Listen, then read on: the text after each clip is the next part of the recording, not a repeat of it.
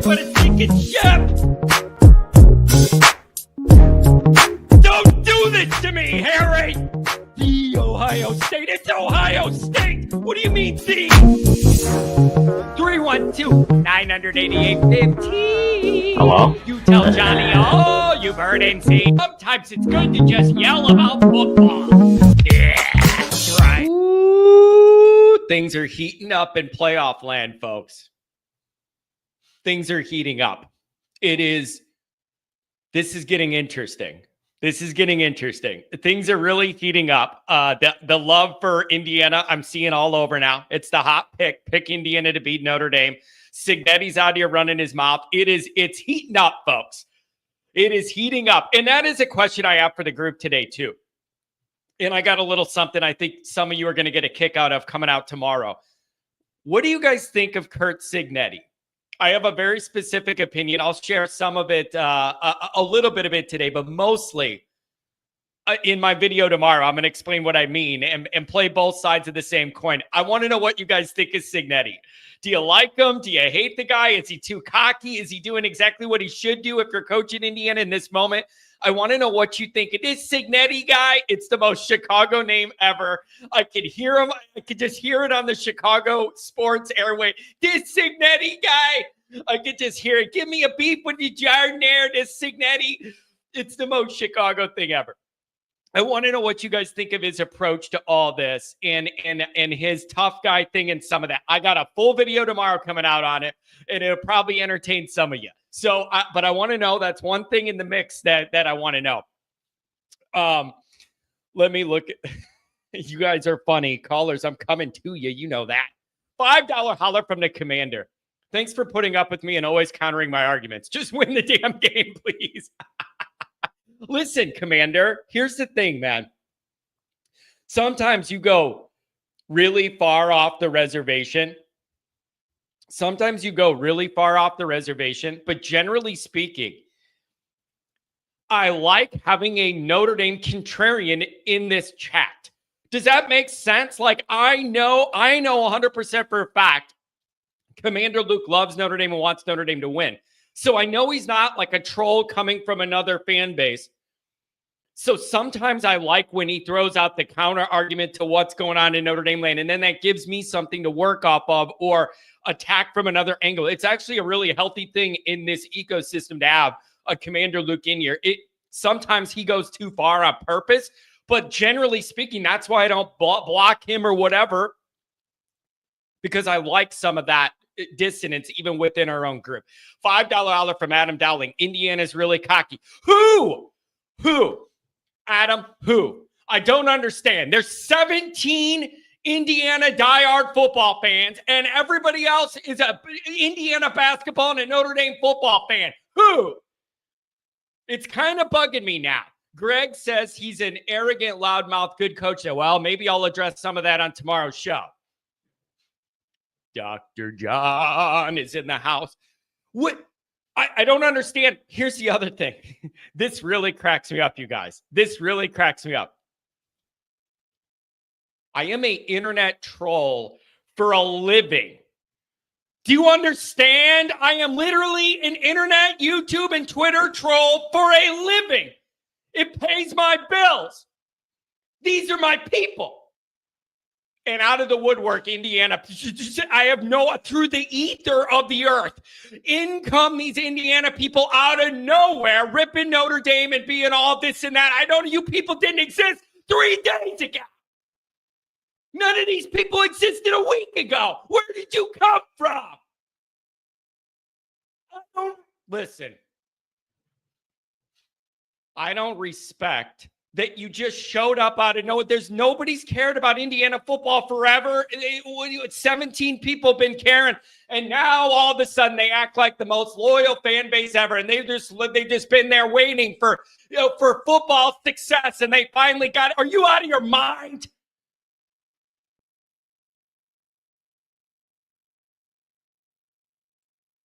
So whatever. Listen, good story, cute story, whatever. I rooted for Indiana to beat Ohio State. Like, I wanted them to do it. They couldn't do it. Now you don't. A lot of people are saying he's arrogant. I'm not going to say too much because I got a banger of a video for you tomorrow morning on this topic, and I'm not going to blow it all now. But just cross the border. Adam, I've been in Indiana a lot. I never see no Indiana people anywhere. Where are they coming from? Anyways, thanks for being here. We're off to a rousing start. Thanks for being here. Welcome in, folks. As always, you can find the program on YouTube. Do it, subscribe. If you haven't, give the video a thumbs up. Notifications on that way you don't miss nothing. Twitter, search bar Always Irish Rat. Always Irish Inc. Emails alwaysirishandy@gmail.com. Audio only anywhere you want it. You can get it if you don't want to see my face. Nobody blames you for that. Call in lines 312-900-8815. Dialed up. Tell Johnny all you've heard and seen about the Indiana fans you didn't know existed, and now they're diehards, long suffering. Get out of here. This is what's bugging me, people. You don't you don't care about Indiana at all. Now you're in it to win it, and you act like you've been living and dying with every play when you haven't cared what they've done forever. But now there's something about that rubs me the wrong way. At least when we're bad for 20 years, we're still there miserable every day. When Michigan goes through a bad decade or whatever, a bad coaching cycle, they're still there filling up the big house miserable every day, every year. I don't like people that don't do that. And then when it's good, jump on and act like they were there the whole time. Be miserable for decades like the rest of us and earn it. Show up when you're good all of a sudden. Pissing me off. This Cignetti, I'm a tough guy. The guy blows into town. He's been in town 1 minute, and he's acting like they're getting disrespected, and he has all this credibility built up. He's been around this for 1 minute, and he wants all this credibility. You haven't done anything. Son of a buck. 8 minutes in. Let's go. This is playoff football.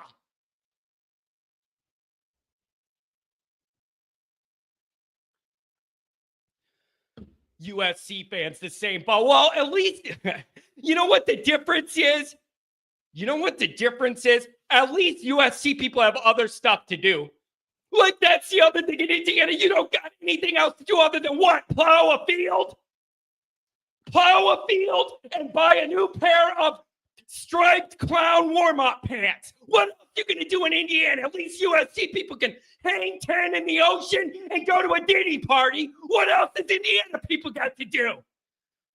Be miserable about football like the rest of us. Don't jump in now that you think you're good 1 year. Son of a fuck. Damn, John, I own a pair of candy striped pants. Where's Ronald McDonald where we need it? You got the guy's drawers on.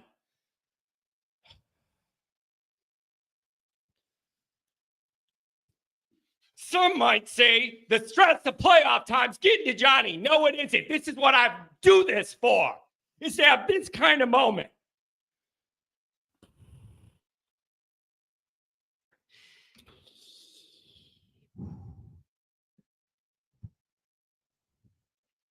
We're going to bring it down so I could focus. I have a couple things I want to go over, and then I'm going to give it to the calls. The overalls are selling out in Bloomington. Whatever, man. Whatever. Here we go. Jay Sullivan. Marcus needs only to show one thing to the team, the NIU game film on a loop for the next 9 days on all monitors in the building. Cignetti, IU wants to be NIU. Ignore the noise, only distracts, win. There you go.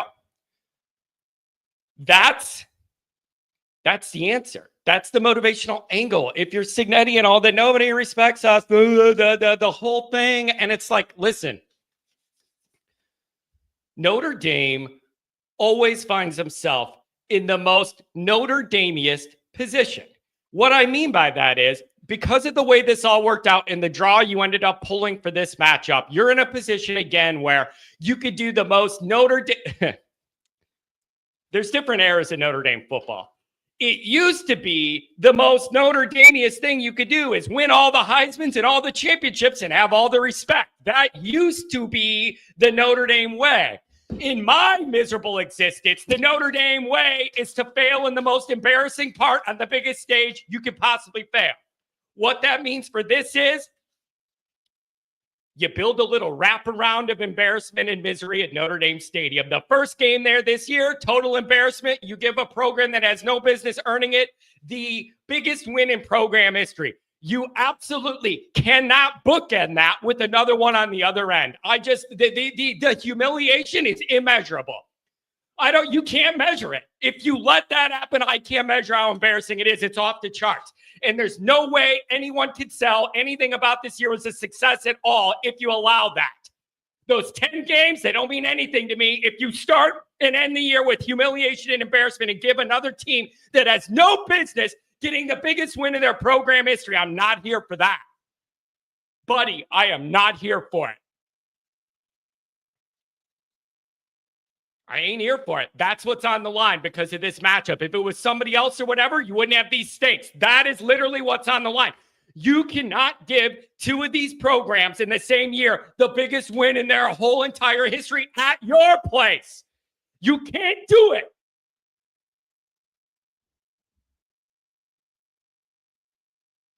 If IU played somebody else, are the ticket prices as high as they are right now? Bradley, that's a good question. And I don't think I've seen your name before commenting. Welcome.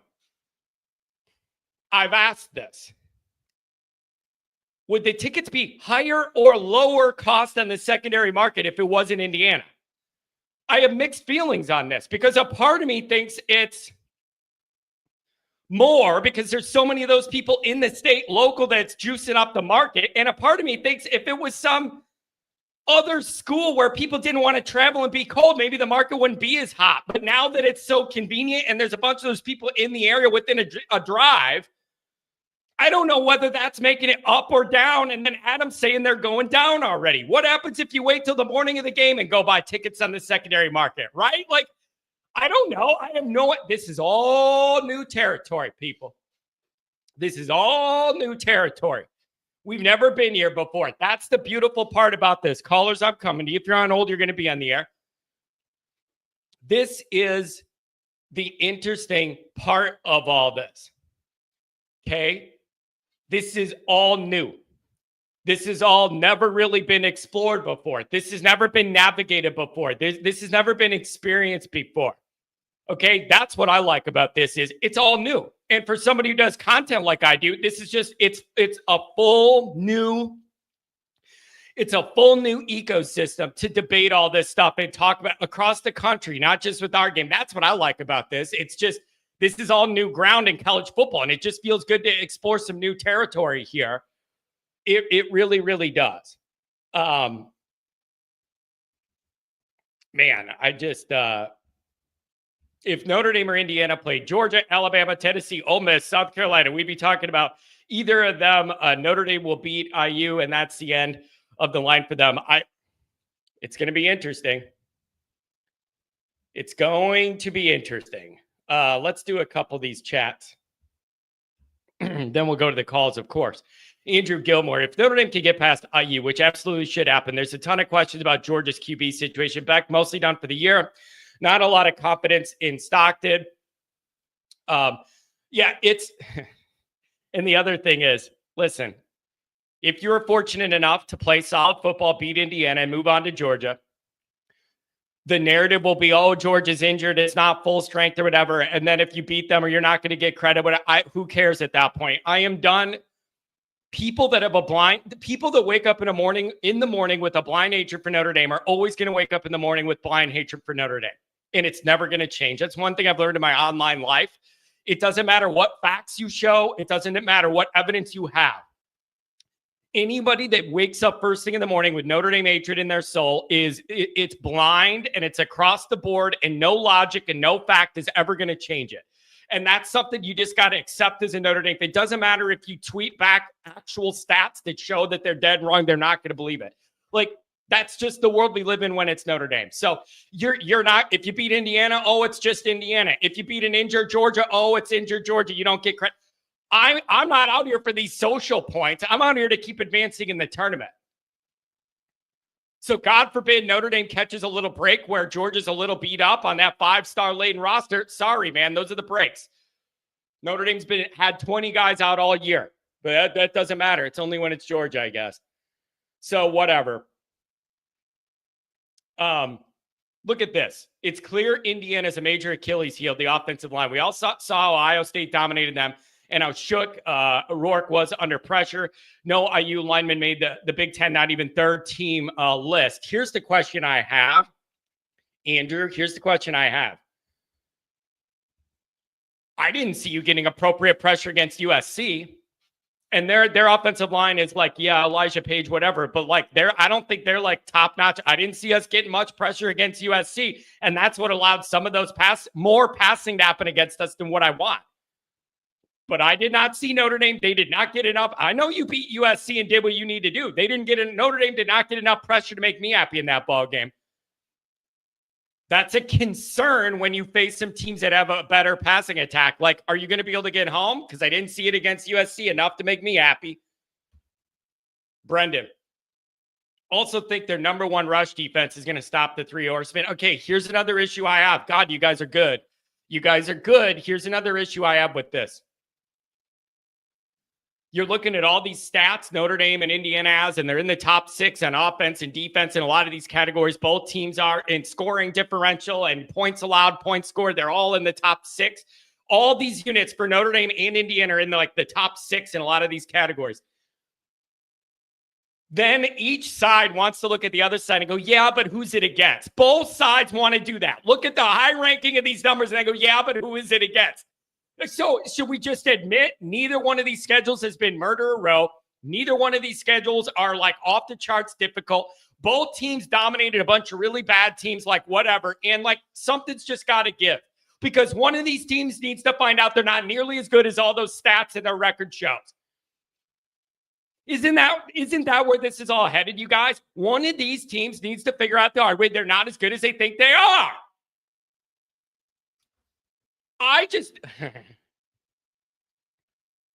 don't like this Johnny come lately thing of just like, we just blow into town and then we're in the playoff and everything should be given to us and we want a home game. And you've been here 2 minutes and you're acting like you're something. It just doesn't work. The world of college football doesn't work that way to me.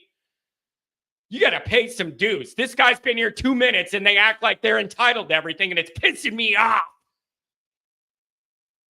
Irish fans wanted a C. Jones. Irish fans wanted a home playoff game. They got a very winnable game. Freeman has program headed in the right direction in many levels. That's true. See, here's Commander making me mad again. Win versus Indiana and have the opportunity to win a decent bowl game versus Georgia. It's a big game, but it's not a bowl game. So this is still people that would not count this win as ending Notre Dame's 30-year postseason big game losing streak. And that's what I'm going to start calling it because people are getting into the semantics with it, saying that this wouldn't count because it's not technically labeled as a big bowl. Call it postseason success because this format didn't exist before. Now it does. Things have changed. Life evolves. I'm not letting the semantics of what it's technically called change what the moment means. I just don't understand a world where anybody could say a playoff win would not count as a big postseason win. I can't entertain that idea at all. If you're playing the semantics that it's not called a bowl yet or whatever, you're playing a tricky game that's unnecessary. The circumstances have changed. It's the playoffs. I can't understand any Notre Dame fan who doesn't think it's the end-all be-all of everything when it's a playoff game.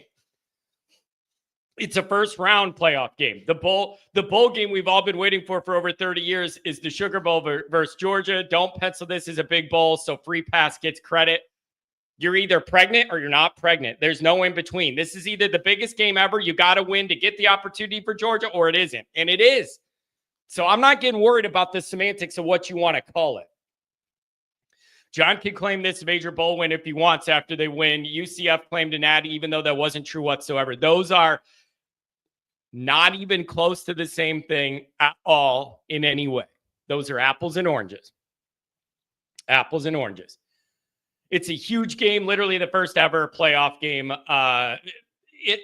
Indy's getting the entire night to themselves. If they win, they have a real shot at the final. Telling you, man, this is going to get really, really interesting. Really, really interesting. Really, really quick. High Hunter with $5 holler. I feel confident in our defense, but our offense, specifically passing, needs to show up for the playoffs. See, here's what's interesting about that. A couple more chats, then we'll go to the calls. What's interesting about that is I'm with you, but only to a point.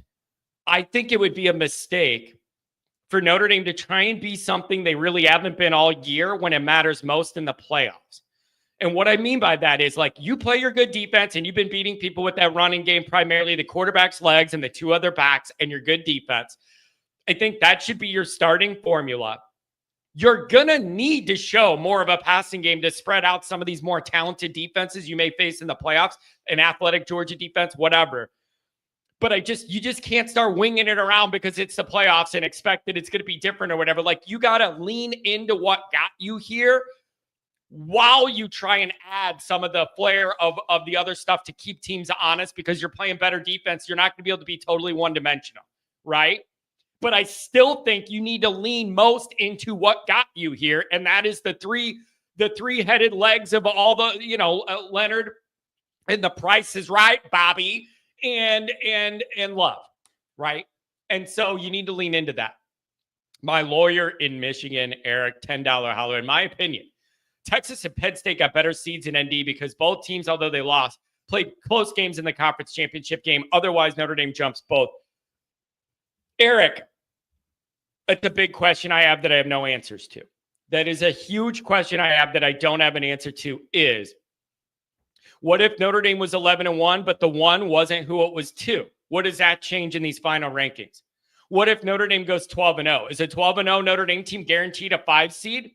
Or does it still depend on what it looks like with those teams that had, playing in a conference championship or whatever?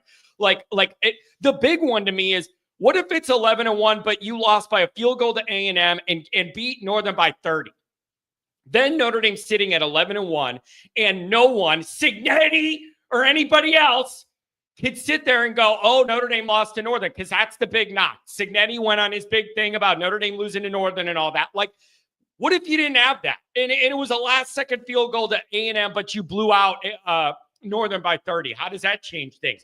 This is all the data. It's an incomplete data set until we get further down the road to have more evidence of how they're going to do this. Really, really interesting.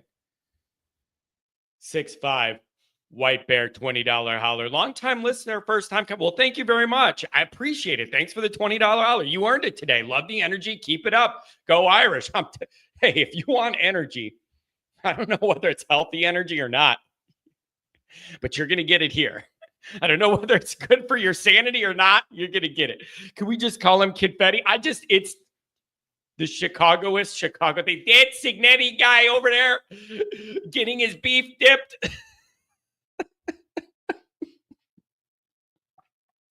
Cignetti's over here acting like he's Frank Leahy and Nick Saban's child. And then he's just accomplished everything and that the whole world owes Indiana football.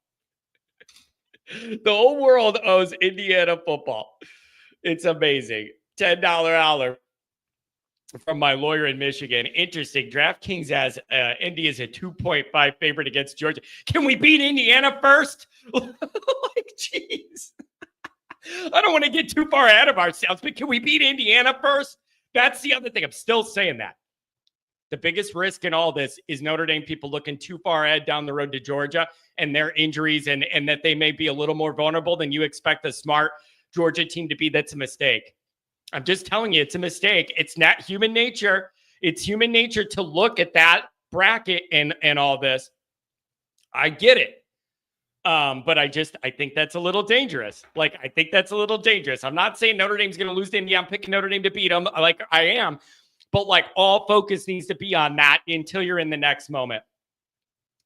Deb Thomas, it's good to see you here. I know you've had some family stuff going on this fall, and I haven't seen you in here quite as much coming and going. It's really good to see your name, and I hope, I'm sure it's a challenging time of the year with some of the family stuff you have going on. And so it's just really good to see you. And I hope you're having a decent holiday season so far, as much as you can. But it's really heartwarming to see you here. It's been on my mind that I haven't seen you in a while. So thanks for jumping in. I really do appreciate it. It's good to see you. It's good to see. It's good to see the Always Irish community. It's good to see you out. So anyways, you guys, that's kind of where I'm at with all this stuff. There is a unique pressure on Notre Dame here because it's Indiana. And I'm not going to come off of that. It's one of the big undercurrents of this game. I believe there's a whole extra ring of pressure here, whether it's spoken or unspoken or acknowledged or unacknowledged. I feel an undercurrent of extra pressure because it's Indiana. And again, you absolutely cannot start and end your home slate allowing two different programs, the biggest wins in program history, and feel good about your season. You can't do it. There's just no, I don't care, 10 wins in a row. There's no scenario where you can start and end the home games allowing the number one wins in program history to two different teams coming in. That you can't do it and feel good about your year. You can't. I'm sorry. So you gotta take care of this and not let that happen. Okay. Yeah. Indiana's America's team. Yeah. In what? 1992 basketball with your clown outfit pants and Bobby Knight throwing chairs around the building? Fine.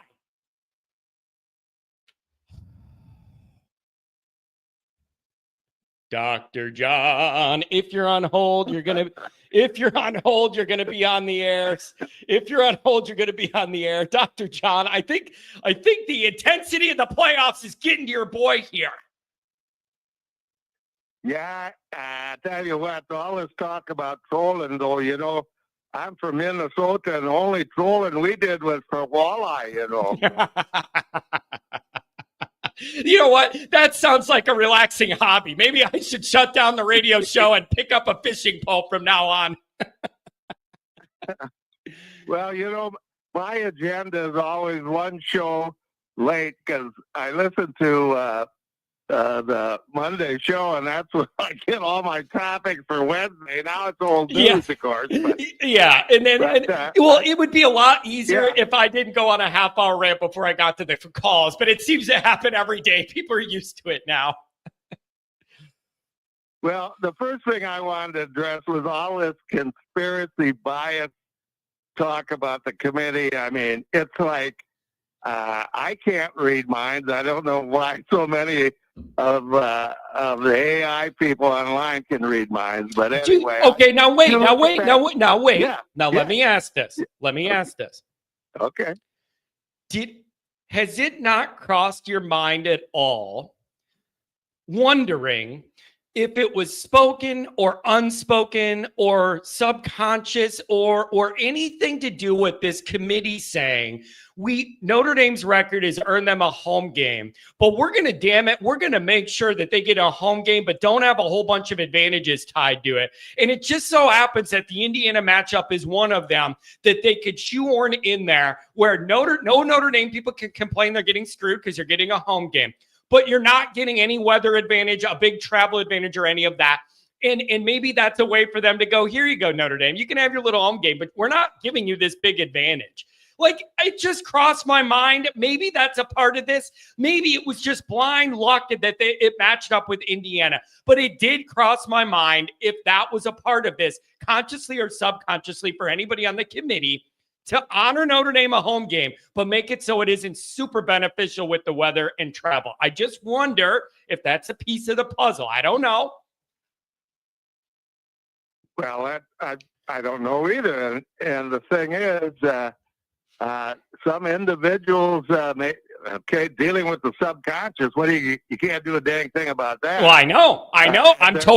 May very well be that in there. I'm with you. That's that master's degree in psychology coming through, Dr. John. I'm acknowledging it may even be something that they don't even recognize they were doing, but subconsciously felt fair to them. Like, I'm open to that. That's why I just find the whole thing so intriguing. It's just really interesting. The Indiana thing, Doc, changes a lot of the angles around this game. It changes the feel of this, man. You cannot allow a second team to get the biggest program win in history on your field in the same year and feel good about what we're doing. You can't do it, Doc. There's no scenario where I could do that. No. Well, you have a lot of trouble with a lot of scenarios. You do. Yeah, it's called life. I don't want you to have to be in some movie studio approving plot lines. It's so funny, man. It's so funny the way you said that. Like, I got problems with a lot of stuff. Yeah, it's called life. If you give me 3 seconds to think about something, I'll be mad about it. There's always an angle. I always got an angle. There is. Hey, here's what we talked about on Monday. You guys talked about, a field of 14 or a field of 2 buys and all this. I'm hoping that the third time around, they just go to a 16-team field, rank the teams, and use the standard 16 participant brackets. And it's interesting. I worked that out. You know who our first round opponent would have been? Who's that? Would have been ASU. Interesting. Yeah, that's interesting. And you bring up something else with the format you mentioned. There were always going to be unintended consequences to this format, and nobody would know what they were exactly until you got some data. Now you're starting to get some data. I wonder if there are larger scale changes coming when they expand to 14 or whatever they're going to do next. Maybe like a reseeding after the first round, or maybe a thing where you don't get an automatic bye just because you win a conference. It goes to the top ranked teams regardless of conference. I'm just wondering, when they go to reset this to expand next, if they're going to change some of these rules and some of these like the guidelines. I just wonder, because there's bound to be some unexpected consequences here that not everybody likes. It's just an interesting side note to the experiment we're going through. Well, yeah, you know what? It doesn't matter if we put 130 teams into this thing.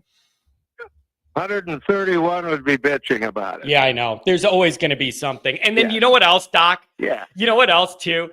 It's funny because when the playoff was 4, then the big thing was like the number 5 team got screwed. How can you leave them out? Whatever.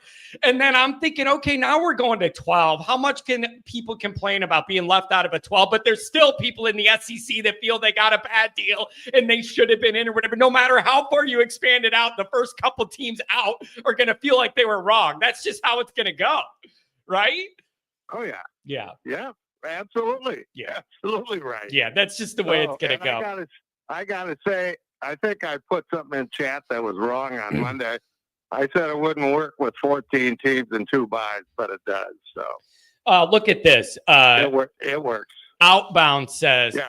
And by the way, you guys, I'm seeing some different names in this chat, and I don't know whether they're coming over from the Indiana side or what, but I'm seeing a bunch of new names in the mix, and that really that warms my heart. I welcome to everybody that I don't recognize your names as from the regulars, and obviously having the regular crew here is what makes this all go. But I enjoy seeing the new names.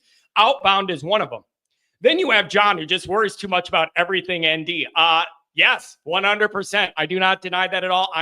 I find that to be my role is the Notre Dame worrier on the Sports Illustrated staff. I'm the one guy who writes before every game what could go wrong because I'm always worrying. That article comes to me naturally. What could go wrong in any game for Notre Dame? Like, that's my lane of expertise. I'm not proud of it, but it's a fact. Well, I have to confirm Outbound saying, as your physician, I do believe you worry too much. Oh, I know that. That keeps me skinny. It keeps me skinny. I wish you'd start taking my recommendations, and it would probably ease up a little bit. You know, you would, of course, then you'd probably lose a lot of listeners too. So keep doing what you do. But wait, Doc, if I took your advice and handled stress the way your way, I don't think my wife would like the 3 girlfriends I have in the hot tub out back to relax. So you get me in a little trouble there. If I relax the way you do, I'll have a little trouble with the family. Man. Oh, easy. Tread easy there, young man. Tread easy.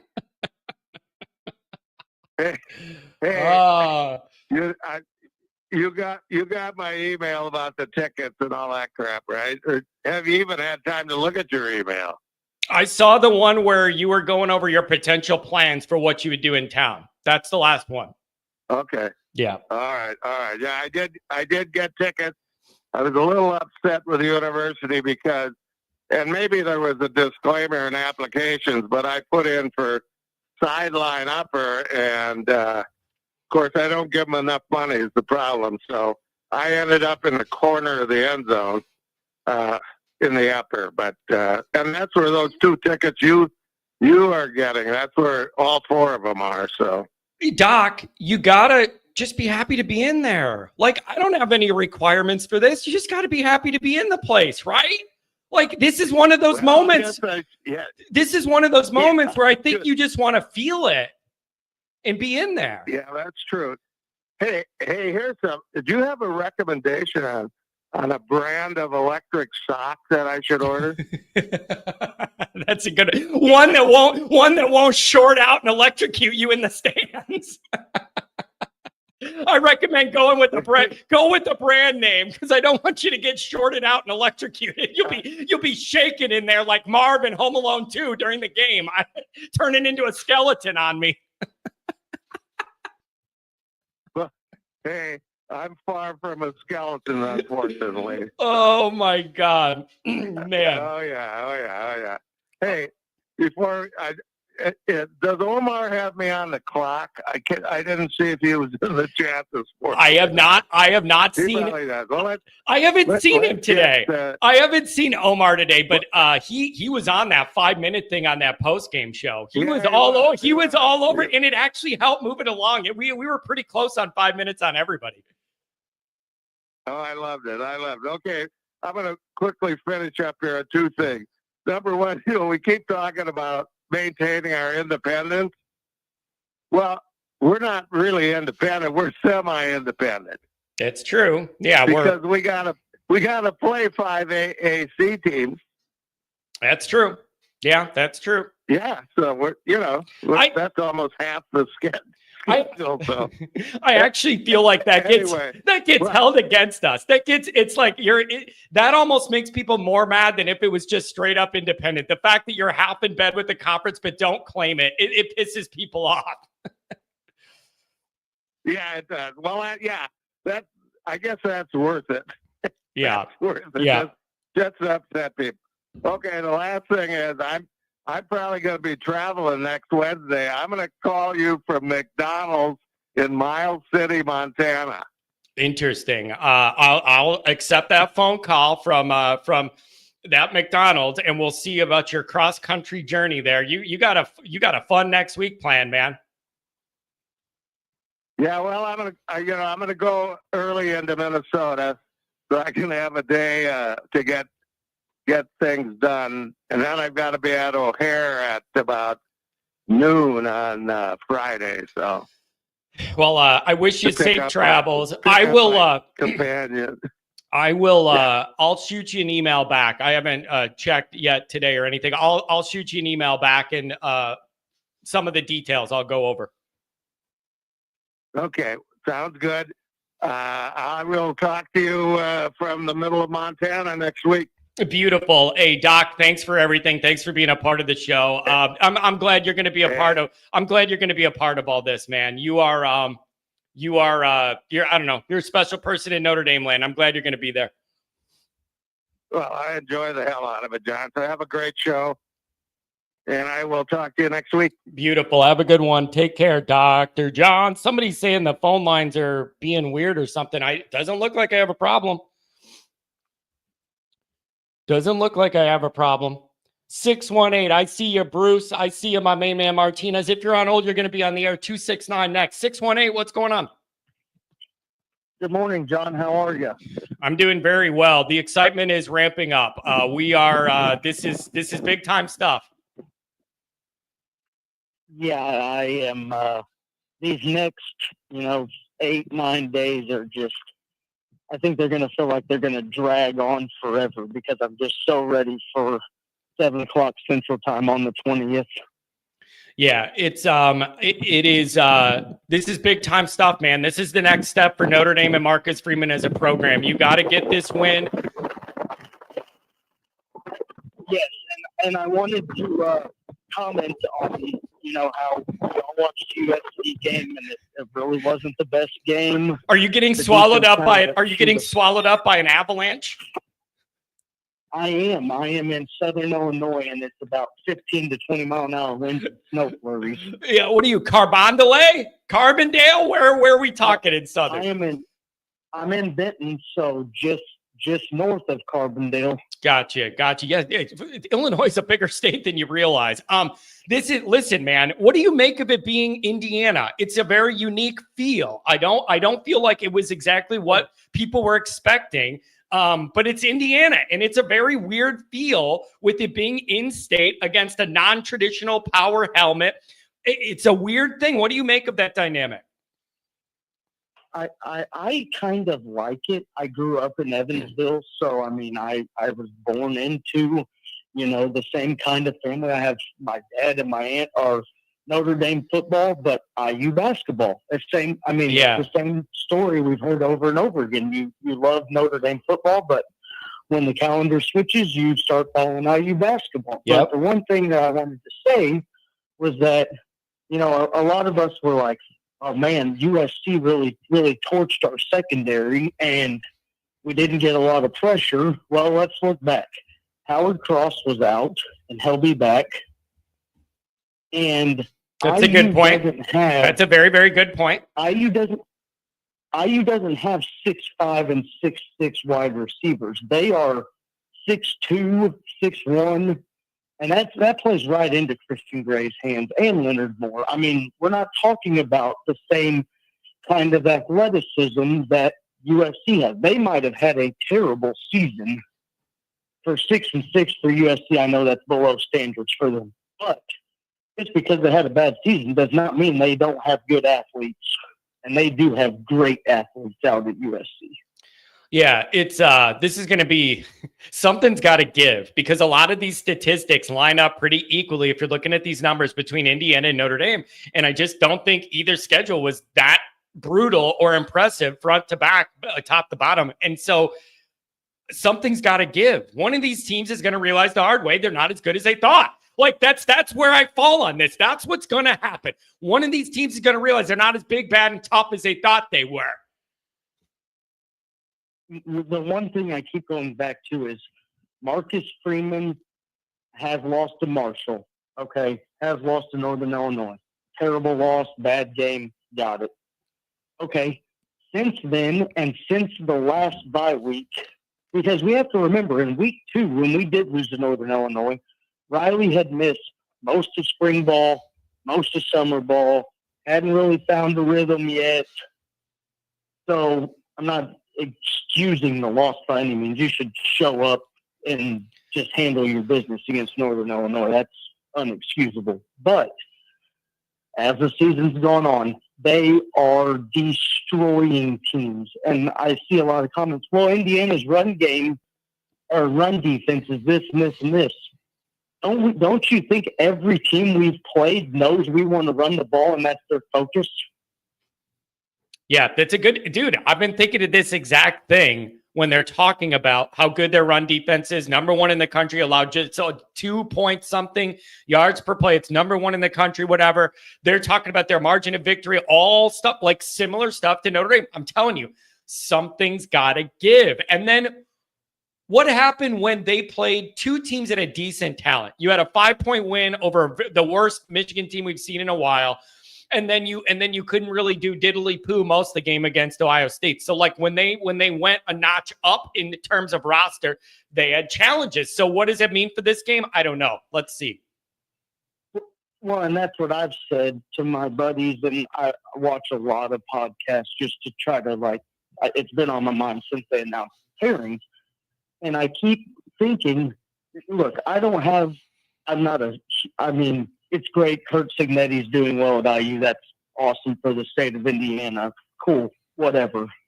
I like a confident coach, but I also like a coach like Marcus Freeman who's confident but can also back it up. Yeah. And we're going to find out how far he can back it up, and we'll see. Yep. But I keep going back to the thing that pops in my mind the most is 90% of Indiana's roster is transfers. Yeah. Yep. And they're transfers from James Madison, which is no knock on James Madison at all. That great program building. But if you take IU's logo off of it and throw James Madison back on there, what's the spread? I mean, what's the pregame spread? Yeah. It's probably 2 touchdowns. It's a really interesting question. And here's the other question I have, and I haven't dug into it. This is more for next week's project. What are their lines like? Are they big enough on both lines and have the depth that you would want to like line up with the Notre? Like I haven't looked into it yet. Like I'm wondering what their line plays like. Are they bulky? Are they big to move around, or are they a skinnier line like you see it like a Northwestern sometimes, where they just don't have the bulk? Like I really do wonder what that looks like, and we'll dig into it more when we turn the page into game week. And I've got like the same. I mean, what I've seen of them, and I've watched a few games, they aren't really big. They're fast, and they get downhill really quick. And they do have the is it Kamara? Michael Kamara has like double-digit sacks. But, I mean, I just keep thinking back. If IU goes to Texas A&M, are they winning that game? I don't know. I really don't know. Notre Dame handled Texas A&M's defensive lines for the most part. Yeah. It's I don't know if IU does that. Yeah, and when they face an increase in competition, they've struggled. If Michigan had a pulse on offense, that day, they beat them. Yep, it is interesting. People are saying Indiana's quarterback's a statue back there. You got to get after it. And I'm just telling you, I didn't see enough pressure from us against USC. I was not impressed. Didn't get enough pressure. So I hope you could dial it up. Come on, Al. Uncle Al, crank it up, baby. Crank up the heat. Well, and, you're giving Al Golden and Marcus Freeman and Mike Denbrock, and this goes the same for them, so it's even playing field, but you're giving Marcus Freeman, Denbrock, and Al Golden 10-plus days to watch film, team it up, bring the exotic looks, because I just don't. It may be close in the first half, and it usually is, but I just think as it goes on, it gets colder. Notre Dame starts leaning on them. They're going to break them down. Man, I like that. You know what else I could see happening too? I could see Indiana's defense selling out to stop the run, crashing the line, having decent success doing it to where it frustrates us. And then Love pops one and it's 70 yards and it opens things. Like I could see it being one of those things where you're a little frustrated with it, but Notre Dame sticks with it and eventually they eventually break through. Anything else, my friend? Thanks for the call from Southern Illinois. My last comment is, if you're a Notre Dame fan like most of us are, and the game starts and IU drives down, let's say they get the ball, they drive down and they score a touchdown, don't go into panic mode. Against Ohio State, the first drive, Indiana went through them like Swiss cheese, drove down the field, punched it in, and you're like, okay, maybe they can hang with them. And that was it. In the second and third quarters, that they had like 60 yards combined in 2 quarters. Yeah. Yep. It's you're right about that. Hey man, I really appreciate the call. Appreciate the insight in this matchup. Hit me back next week as we build up to the game even more, man. Thanks a lot. Stay warm down there. Thanks, John. Have a great show. Have a good one. Have a good one, buddy. How much time you got, buddy? 269, you're on the line. What's going on? Welcome to the show. Hey, how you doing? I'm doing very well. Playoff excitement is alive and well. Looks like you're a first-time caller, man. You have no call history. What's going on? Welcome to the show. Yeah, I'm a long-time listener, but it's just my first time calling in. I appreciate it. Very clear phone line, too. The top of the class here. Crystal clear phone line. You're off to a good start. Oh, thanks. It's just I want to talk about the weird uniform buzz that's been going around. Like, I don't understand. How do you listen? How do you have a Notre Dame blackout when none of your color schemes are black? I see it on Twitter every minute of every day, and I don't understand. What does that mean? Why are people saying Notre Dame black? None of our stuff is black. I don't understand what that means in terms of Notre Dame. Can you explain it? I know.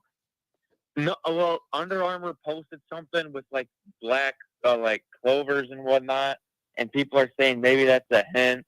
And I'm like, so I posted something on Twitter that said, well, if they do, maybe they could look like this, and I got put on blast. Everybody, I don't think anything. I used to have 300 followers. I have 77. I got hate on so for that. It's And just I'm like, like, it's just an idea. Jeez.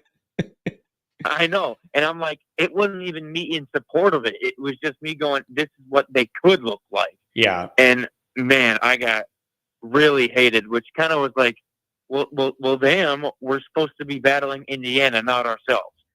Yeah. Here's the one thing I'll say. If you wanted to pull out green for Christmas and honor old Notre Dame or whatever and do that, fine. But I feel an obligation in this moment that is historic for Notre Dame football, a place known for making and breaking college football history. I feel an obligation to maintain some tradition in this moment and respect and reverence for that. And so if you wanted to wear a green alternate, fine. But if you get real freaky with it, I'm not going to like that. It's going to rub me the wrong way. This is a new chapter of Notre Dame history, and I want to see some tradition be honored here. So green, I'm fine with, but keep the regular gold helmet. Like, I don't want to get too freaky with this. In honor of Notre Dame tradition in that building. The ghost of Frank and Rockney's going to be there for this. You got to honor this and with some respect for history. Yeah, I mean, green is fine, but we're not playing around no more. This is serious. We don't need to worry about style and fashion. They may look cool, but no, we just need to win. We don't need to win in style. It doesn't matter if you win by 2 or win by 20, you're winning. Yeah. And that's all that matters. Yeah. It's those uniforms are the least of my concerns. But it is an interesting discussion. Here's my other point on this. If they didn't tell anybody anything about it and ran out in green and no one knew it was coming, that would be the best scenario for me to get full effect out of what the different jersey games should have been. It was never intended to be let everybody know 8 months in advance to sell a bunch of the jerseys, and it's no surprise when they run out in them. That was never the point of mixing up the jerseys. It was to surprise people and get a burst of energy for the players and the fans. If you want to get back to the real nature of it, fine. If it's just for selling stuff, I'm not interested. Yeah. I don't like how they're like, even like dropping like little hints or teases. Like, hey, we might be doing this. Like, no, if you're going to do it, have it be like completely out of the blue. Yeah. Yeah. And the other thing too, here's the other thing is, John, we are the fans. If the players want it or like it, that's it. Are the players really going to have a problem with a green alternate? Are we to that level now that the players are too good for a green alternate? Like, come on, man. Like, give me a break. Like and the other thing too is I always hear this. Oh, you're going to have all those different color jerseys and everything. The recruits really like it. Well, they don't like it enough because we lose our top-rated recruits out of every single class. So apparently not enough of them like it enough. Everybody tells me that, oh, the recruits love it. Really? Well, all your best ones leave your class every year. So they don't like it enough. Sorry, caller. No, that's okay. Keep up the energy. We need this energy if we want to prove to not just ourselves, but the entire college football world that we're for real. We're not just here because the committee has Notre Dame bias. No, if they had Notre Dame bias, we would have a bye week in they wouldn't give a crap about conference, or they would put us at number 5 if we had bias. We don't have bias. The media hates us. We're trying to prove this is our chance to prove we're not a joke anymore. We're here and we're here to stay. Yeah. Yeah. And again, man, that was one of my biggest things about this year and why I felt it was so important for Notre Dame to make this playoff field, because I thought it was critically important that the first go around we have at this, that Notre Dame plants its flag and lets everybody know we are here and we are real, and get used to one of those at-large spots going to Notre Dame. Just build around it when you think of your team and how they can make the playoff. One of those spots, a flag in the ground, that's Notre Dame's spot, and that's it. And everybody else can go for another one. It was critically important you got in this first one. And they did. Good job. Yeah. So I think we can't overlook Indiana just because Georgia has whatever the hell they're doing with quarterback. That doesn't matter right now. Our focus should still be on preserving our home legacy. And like you said earlier, not giving another team their biggest win of their entire history at our own damn stadium. Yeah. There's no point to that. It's stupid, and it makes us look like fools. And we're not fools. Yeah. We're the Fighting Irish, for damn sake. Yeah, we are I like not it. Fools. We are here, fight to the end, and no, we're going to, if we win, and then we win, we're going to the national championship. Man, it is interesting that you could almost argue if you got by Georgia, things almost get easier as you advance. Roster-wise, who you match up with, that is a weird thing to think about, but it's kind of the way the brackets are working out. It's going to be really interesting, but it is dangerous for anybody in Notre Dame land to start talking ahead like that. Is very, very dangerous. Anything else, my friend? Thanks for the call. Sorry you got dragged through the mud for the uniform design. Nah, it's okay, but just one more, I don't want to overlook, but I say if we do beat Georgia, we play probably Penn State, and I don't think they're any harder than Indiana. Yeah, that's going to be interesting for me too, because I spend every waking moment of my life ripping Penn State and their record against big teams, saying that Franklin is basically Brian Kelly at Notre Dame, beats all the teams you should beat, loses all the big ones. He has an atrocious big game record, only second to Brian Kelly. Actually, I think Kelly has a better record than him in those games. That would be interesting because you can't be the one to let him win one of those big games. That's the next domino to fall if you get down the road here, is that narrative that you can't let that guy who never wins a big game win one at your expense. I ain't here for that. Here I go yelling at you again, man. I'm sorry, bro. Yeah. But, all right. Thanks for having me call in, and have a good rest of the show. Hey, man, I really appreciate it. Save the number. Give me a call again. And please know I was not yelling at you. I just appreciated you bringing up topics that got me excited. Please know that. Oh, yeah, no problem. I understand. That's just what I do here. You're so chill about it. I appreciate you, man. Good first call. Thanks a lot. Yep, I'll see you. Have a good one. What a nice guy. Just really, really nice. My main man, Martinez, I got you. And then I got Bruce. Oh, my Florida people are here. Everybody's here. How can anybody argue the strength of schedule between Indiana to ND? They're both pretty bad. And here's the other thing, you guys. The other thing is there's a lot of different ways to measure this. That's the other thing. When you look at strength of record, strength of schedule, there's an index on ESPN. There's a bunch of different ways that they calculate this where you could pull the one that helps your argument. If you want, I can't figure out strength of record, strength of schedule, FP, all these different calculations. You could kind of pull one that makes sense to you that you like, I guess. A couple super chats, and then we'll go back. Look at this. Man, this is pretty thoughtful, Doug. Douglas Deemer. John, how do you keep your voice intact? Do you drink hot water with lemon and honey? I love your rants, but I do worry about you. I'm hopeful ND wins the whole damn thing and you have some peace. I appreciate the concern. Sometimes I will, if I know I have a bunch of hours of shows in a row in the morning, and then I have a couple hours with Goolsby in the evening for Patreon or whatever, if it's going to be a 5-hour talk day, sometimes I will not talk on the phone during the course of the day to save a little bit of the voice. If I think I'm going to be yelling or whatever, every once in a while, I'll take a precaution of trying to not talk on the phone about Notre Dame off air and get mad and burn out the voice. Usually I just try and rest a little bit. But I do appreciate the concern. But I would be a lot more concerned about my blood pressure and heart rate than I would my voice. If you were going to be concerned for Johnny Boy about something, I think that's what it should be: is the heart rate and the stroke, the possibility of stroking out live on the air way before you worry about Johnny's voice going bye-bye. MGH Irish 84, $10 holler. Alabama fans are still trying to decide if finishing 13 means you're in the top 12. Listen, man, it just feels good to see them not a part of this. It's just, I'm glad they're not a part of it. I'm glad Michigan's not a part of it. I'm glad Brian Kelly's not a part of it. Like, all of that is good news. It's just good to not have any of them involved. It's nice. Ohio podcast, new rule. If you're a first-time caller, John yells at you. Baptism by Mike. Sounds right on this show. Oh, Eric, I'm sorry to bring this up. Sorry to bring it up. John, can we please not talk about flag planting? Yeah, I don't blame you for not wanting to go there.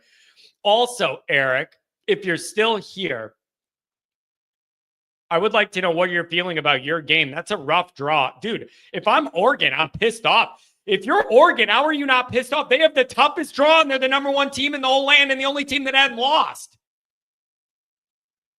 You feel me? You're the only team that hasn't lost, and they have the worst draw against the most talent, no matter. That's just a tough draw to me. When you look at overall talent in each of these brackets and all those, I think that is the roughest one. And you're the number one team that hadn't lost, and that's what you get. I know you have a round one bye, but when you look at what comes next, man, that's tough. That's just tough to be the only team that hasn't lost. And that's what you get in the draw. I just think that is, I just think that's a tough draw. $5 holler. This game will officially close the city of South Bend, John. I'm scared. Get the restaurants and reservations early, people. This is just going to be, it's just going to be kind of a cluster that we're all happy to be a part of. Here's what I need to know. What is the tailgate move? Someone's got to let me know, what is the tailgate? There's Omar. What is the tailgate move for this ball game? Always Irish ain't hosted. There's too much going on, too short a notice. Nobody has any idea where to park. Like, this is all my regular people aren't going to be there. It's just the weather's bad. A lot of people wouldn't want to go. All of that's out the window. Someone's got to let me know, where's the hottest tailgate for Johnny Boy to show up to. Let's get it cracking. Let's get it cracking. So we need to figure out how to get all the Always Irish people together in one area here where we can all meet up. So somebody needs to figure out who's having a tailgate and where, and we could get it cracking. James here, working at Notre Dame. It's James would know more than most. It's going to be interesting. Good luck getting a hotel or somewhere to sit down and get a burger. My main man, Martinez, and then I'm going to Bruce. What's up, man? Am I clear? Am I clear? Yep. All right, buddy. No, man. What was I gonna tell you? So a few things, man. Like, you got to remember, everybody about that USC team. They are better than what most people think. Remember, all their losses came in the fourth quarter. Yep. All their losses came in the fourth quarter. True. You really got to fire that strength. You really got to fire that strength and conditioning coach, because that's a lack of fatigue. You know what I mean? They just get worn down. You know what I mean, or something, or whatever. Because that's where all their losses came in the fourth quarter, either by a field goal or a touchdown. Let's remember that. Second of all, last week, I know I love Bruce, man. I do. He's got great input, man. He knows his stuff, man. But one thing I'd have to disagree with him about the SEC is, you know what I mean, the college football committee rigged it. They did. They didn't want Tennessee to go up there and get the shit kicked out of them and freeze their little berries off. You know what I mean? They didn't want to, and that's the truth. Do you think that? Listen, man, I don't know that or not, but I have asked the question rhetorically to myself: is there any subconscious thing with this committee here where they're like, "We'll give Notre Dame this home game, but we're not giving them the big advantage of the weather and the travel or whatever"? I don't know whether that was a part of it or not, or whether that's out of bounds to even suggest. I'm just rhetorically asking the question if it was in anybody's mind when they were debating all this. I don't know. No, Johnny, it's the truth. You know it's the truth. They hate us. You know what I mean? They rigged, like I've said it over and over, they rigged college football for years, man. Like, what did Stephen Feinbaum or Dick knows Stephen A. Smith and Fine Bitch, what'd they say? what they say that that NIU should be counted as 2. Well, you play Mercer or you play UMass or you play Rochester Crack State Tech team, whatever the F team down by the shithole of a stadium that they have, man. That's not even half a win. And they do it right before rivalry week. Okay, they do it right before rivalry week. So they got all their starters basically have a bye week. So let's put all that into perspective. And as far as that, man, they did rig it. They didn't want Tennessee going up there and getting shit kicked out of them. I mean, people say, and sometimes they say, well, it's a travel thing and it's a money thing, right? And it's keep it in the region. I've heard shit like that before too. Even in high school play. But take a look at it like this: Tennessee's the only university that sells beer, right, at the stadium, the only college one, right? You sell 10,000 beers at $10 a piece. There's your travel expenses. You know what I'm saying? So it's kind of hard to not believe that they rigged it, to do this to us on purpose. But Johnny, I agree with you. They can't lose to NIU and they can't lose to Indiana. Yeah, you just can't do it. It's just too big of a perceptual hit. You cannot allow the two teams to have the biggest wins in their program history in your place in the same year and feel good about things. You can't. Notre Dame is backed into a perceptual corner in this regard, and you have only one option, and it's win. Period. Yeah, exactly, Johnny. And the thing is that you guys you say it best. Son of a bitch, I can't get through there. Sorry, Johnny, kind of distracted. But no, I mean, like I said, we should be good. Our schedule is a lot, stronger than what most people say it was. Army won their conference regardless if it's Army. I'm sorry, let it go. Marcus Freeman said it best. We can't look beyond Indiana, man. If they look beyond Indiana, then the NIU thing is going to happen to them. And I think they'll be ready to play. We got Howard Cross back. We're going to have some of hopefully our other guys back. But I just think we just got to go and punch them in the mouth. And as far as the uniforms, man, I could care less about the uniforms. Let's just go out there in the traditional blue and gold and kick the shit out of them and move on to the next, man. Yeah, this is a big time moment. It's the next step for this program and the modern Notre Dame football. Next step for Freeman. And you need to, whatever you need to do to just check this one off with the win and move along. You need to find a way. And I think Notre Dame will. It's just, you can't get NIU'd again. And everybody's going to be watching. That's the other thing, man. That's a key part of this. You are the only game in town. You're the first playoff game in this format on a Friday night in winter when it's cold. Everybody in America is going to be watching you. And you have the showcase. It is you on the center stage, Notre Dame. It's exactly what Knute Rockne would have wanted. And you have an obligation to him to win this football game. Exactly, Johnny. And you know what, man? They owe it to themselves as well, man. They were ridiculed by everybody in every talk show all over the country. The boys owe it to themselves.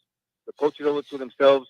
And just us as fans, man. The last caller said something right, man. If they go down there and score, let's not panic because they wasn't able to continue to do everything against Ohio State. Look, Johnny, my time's up, man.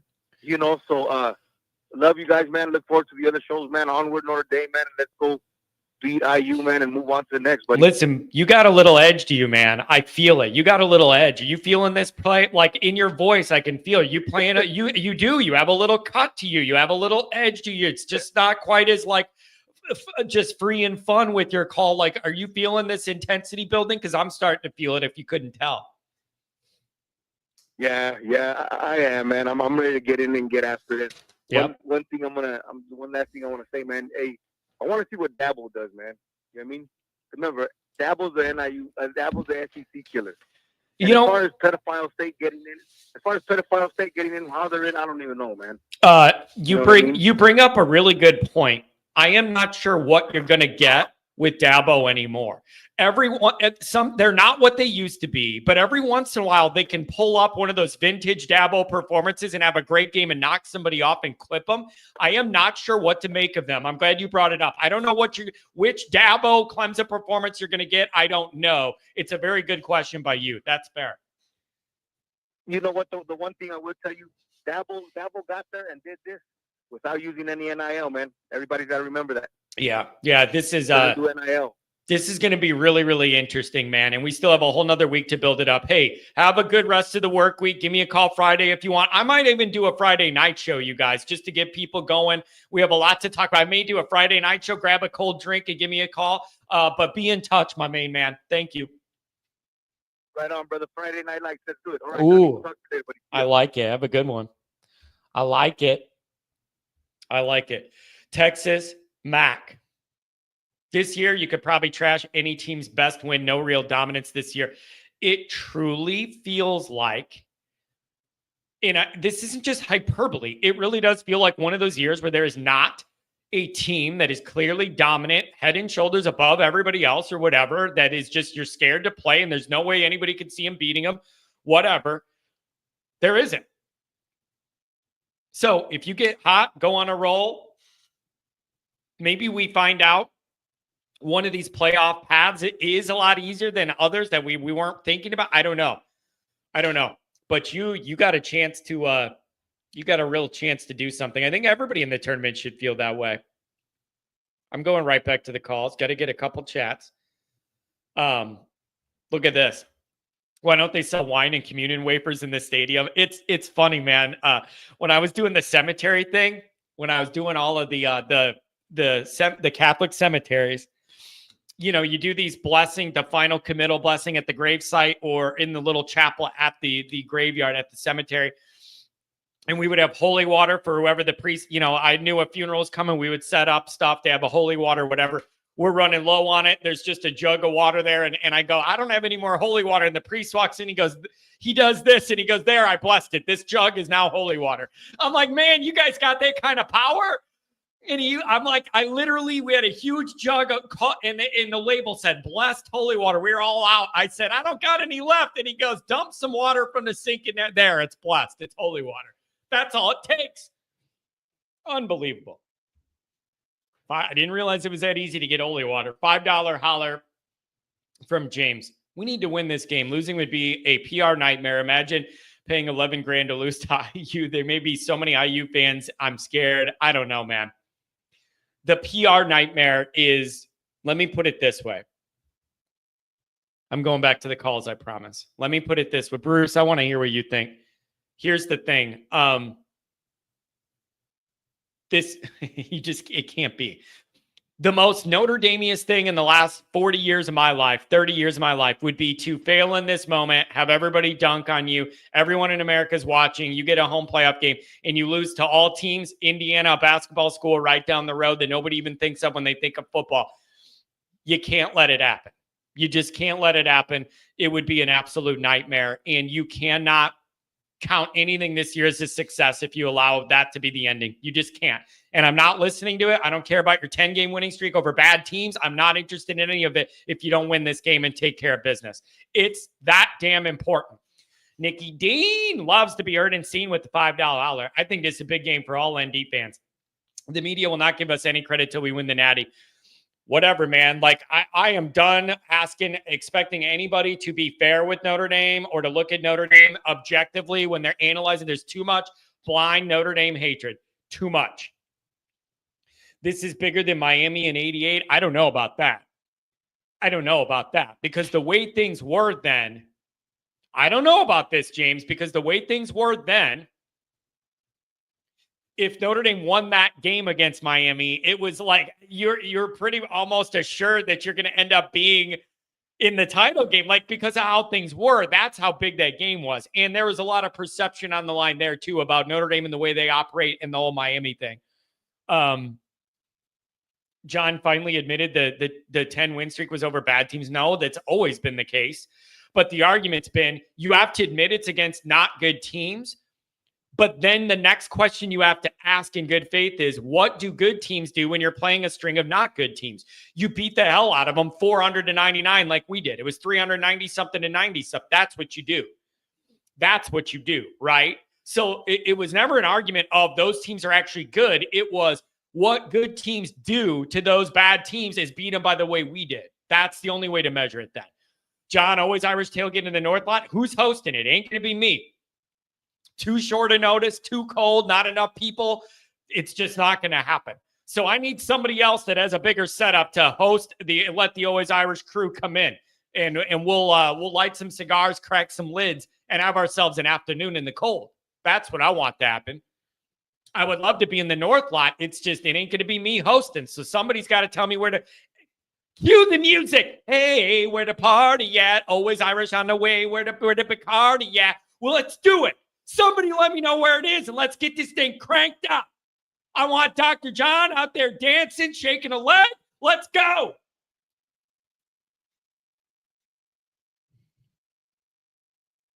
Bruce. John, what's up, man? How you doing? What's going on, man? I'm sorry I made you wait. I'm worked up, Bruce. This playoff thing's got me all worked up, man. Oh, I hear you. It's got us all worked up, man. This is your show. I know how it goes. I can be patient. You've been around the block. Yes, sir. Yes, sir. What do you make of it all? So I had a couple things. First, last caller, he mentioned me, and I don't disagree with him about the committee probably wanting to stick it to us and avoid one of these southern teams having to go up there and, deal with the agony that would have been playing at Notre Dame Stadium at night in a standalone and probably lose, and the weather being a big part of that. I wholeheartedly agree with his take on that. I truly believe they didn't want to see that happen. So they say, okay, we'll give you your home game. And then in the second game, now you got to play Georgia, but you get to play them on a neutral field, in New Orleans, indoors. So you don't have any of those built-in advantages. But it is what it is. We're here now. Notre Dame understood the conditions under which they would likely be playing anytime they enter into the tournament. So they understood it, they accepted it, and now let's go get it. That's all there is to it. Yeah, it is. Listen, man, you could argue Notre Dame's path here in the bracket that they ended up in is it's not bad. And when you look at Georgia as that big hurdle, and they're not quite at their peak, and they have some injury issues they're battling as well, like it really is a decent run for Notre Dame. But again, I don't even want to talk about that before you win the first one, right? No, absolutely. Got to get it done. Got to get it. That's the big thing. And I totally agree with you. You gotta get that one under your belt, which I think the Irish will. I truly believe that. Okay. But what I wanted to go ahead. I'm sorry, Bruce. Is it arrogant of me? Is it arrogant of me to say that a part of me feels like the only way Notre Dame should lose this game is if you're like -3 in the turnover margin or something, but that if you just play a straight up solid game, that we have more than they do and are more put together. Like a part of me thinks that would be the only way, but I also don't know if that's selling them short and I'm setting myself up, and that is an arrogant opinion to hold. I don't know, but I'm admitting to the group here that it's been in my mind. No, it's not arrogant, John. And for me, the reason why, just looking at from a football standpoint, is they love to throw it around, and clearly they have a very good passing offense. However, they haven't seen a secondary like this all year. Like, I'm so confident in Notre Dame's secondary. I've told you this on multiple occasions.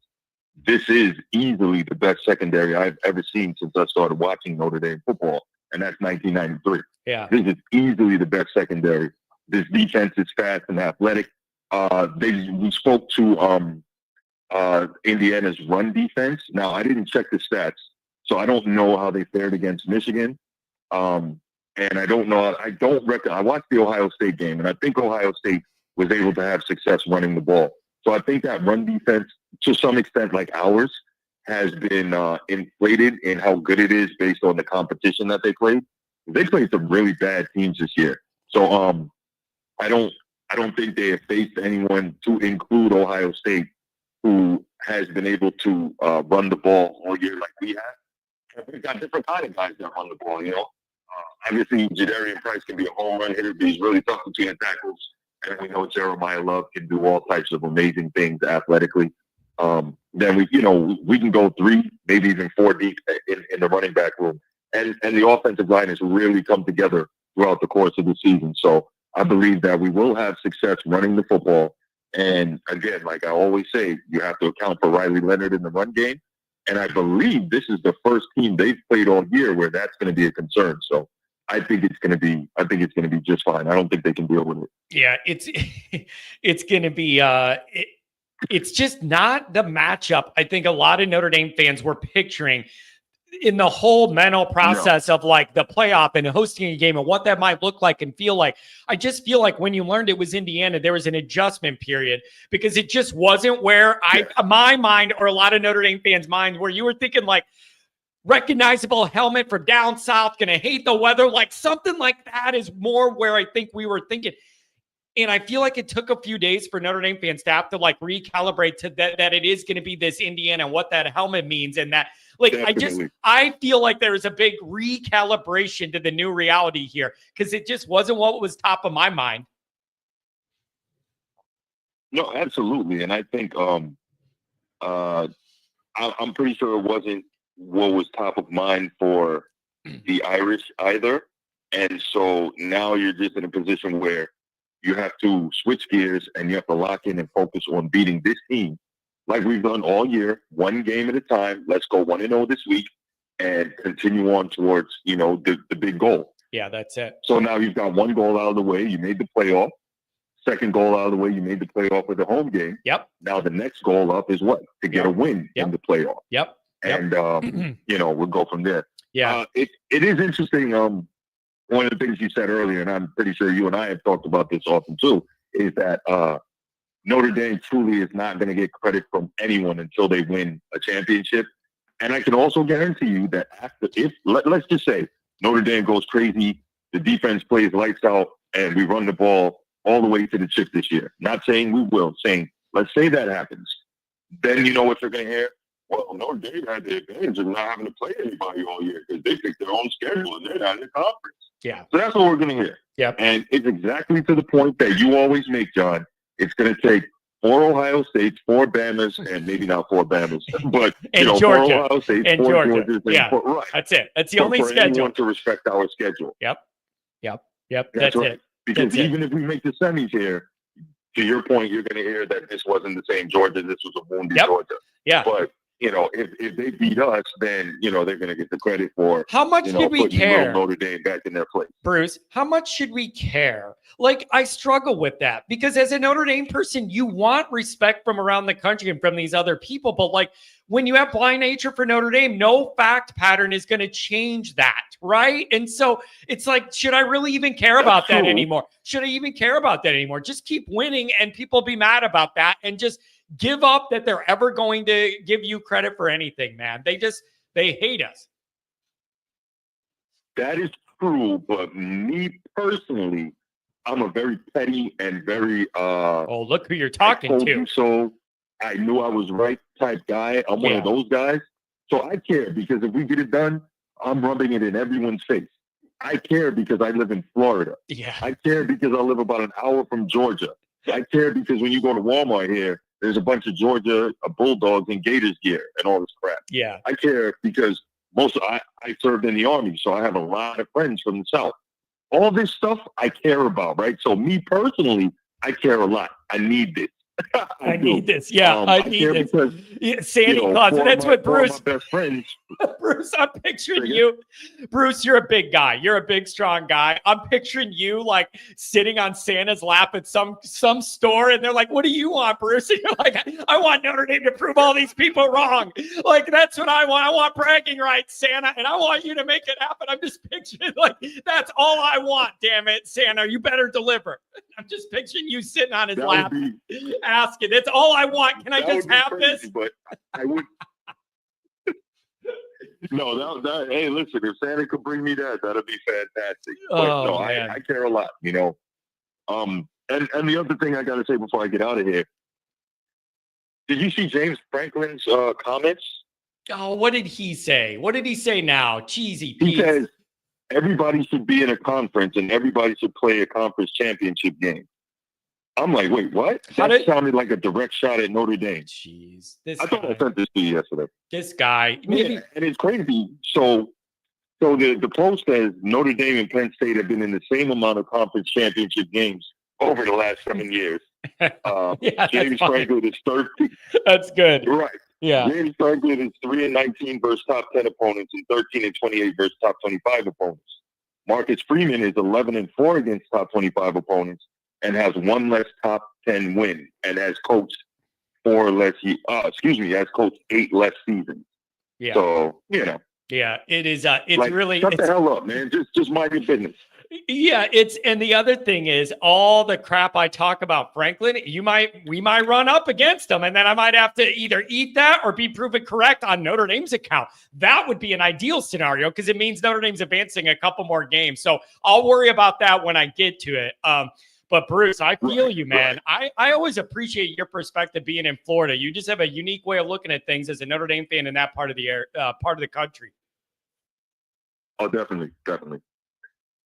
All right, John, man. Thanks for the time. I appreciate it. No problem, man. Hey, thanks for waiting, Bruce. I appreciate it. And thanks for your voice, too. It calms me down just hearing it. Beck has UCL injury that doesn't need surgery, but might keep him out of the playoffs. Stockton is so inexperienced. I think our DBs would confuse the hell out of him. That is the thought, right? That is the thought. Is that maybe Notre Dame's experienced secondary and Uncle Al can do some things to confuse that kid, get him to throw you the ball a couple times. If you were looking at a way to beat a Georgia team, that would be a good recipe for Notre Dame is get that kid. You listen, it can't.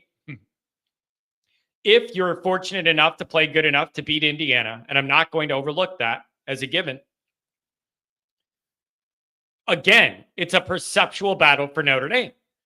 How bad is it going to look if you go into that game and you get beat by the backup Georgia quarterback? Then you ain't even losing to regular Georgia. You're losing to backup Georgia. Like, I'm telling you, somehow or another, Notre Dame ends up in a perceptual battle for their existence and credibility every angle you turn. Like, am I dreaming this? There's layers on layers on layers of complicated nuance with all this stuff. Notre Dame ends up fighting for their perceptual existence every moment. Not letting a second team have the best program win in history is this one. Not losing to the backup and getting ripped for that is the next one. It's always something. And then if you get through that and Penn State's in the next one, then your perception is you can't be the one that lets Penn State win a big game when James Franklin never wins a big game. There's an existential, perceptual Notre Dame battle on the line all the way down the road. All the way down the road. So I don't know. It's very interesting. Here he is. How crispy are those hash browns, baby? John, on December 20th, I'm going to be on here saying, Hosier Daddy? I don't know. Is Hosier? Who's Hosier? Who's Hosier? Henry. I visited here since last season. I enjoy John's absolute ND fanatic take. Go Bucks. Henry, it's good to have you. Thank you. Thank you very much. Thank you very much. Angela, take care there, Rudy. It's always good to have a Rudiger in the chat. Look at this. We got back-to-back Florida Notre Dame calls. I'm here for it. 386. You're in the mix. What's going on? Uncle Johnny, what's happening, man? Oh, baby.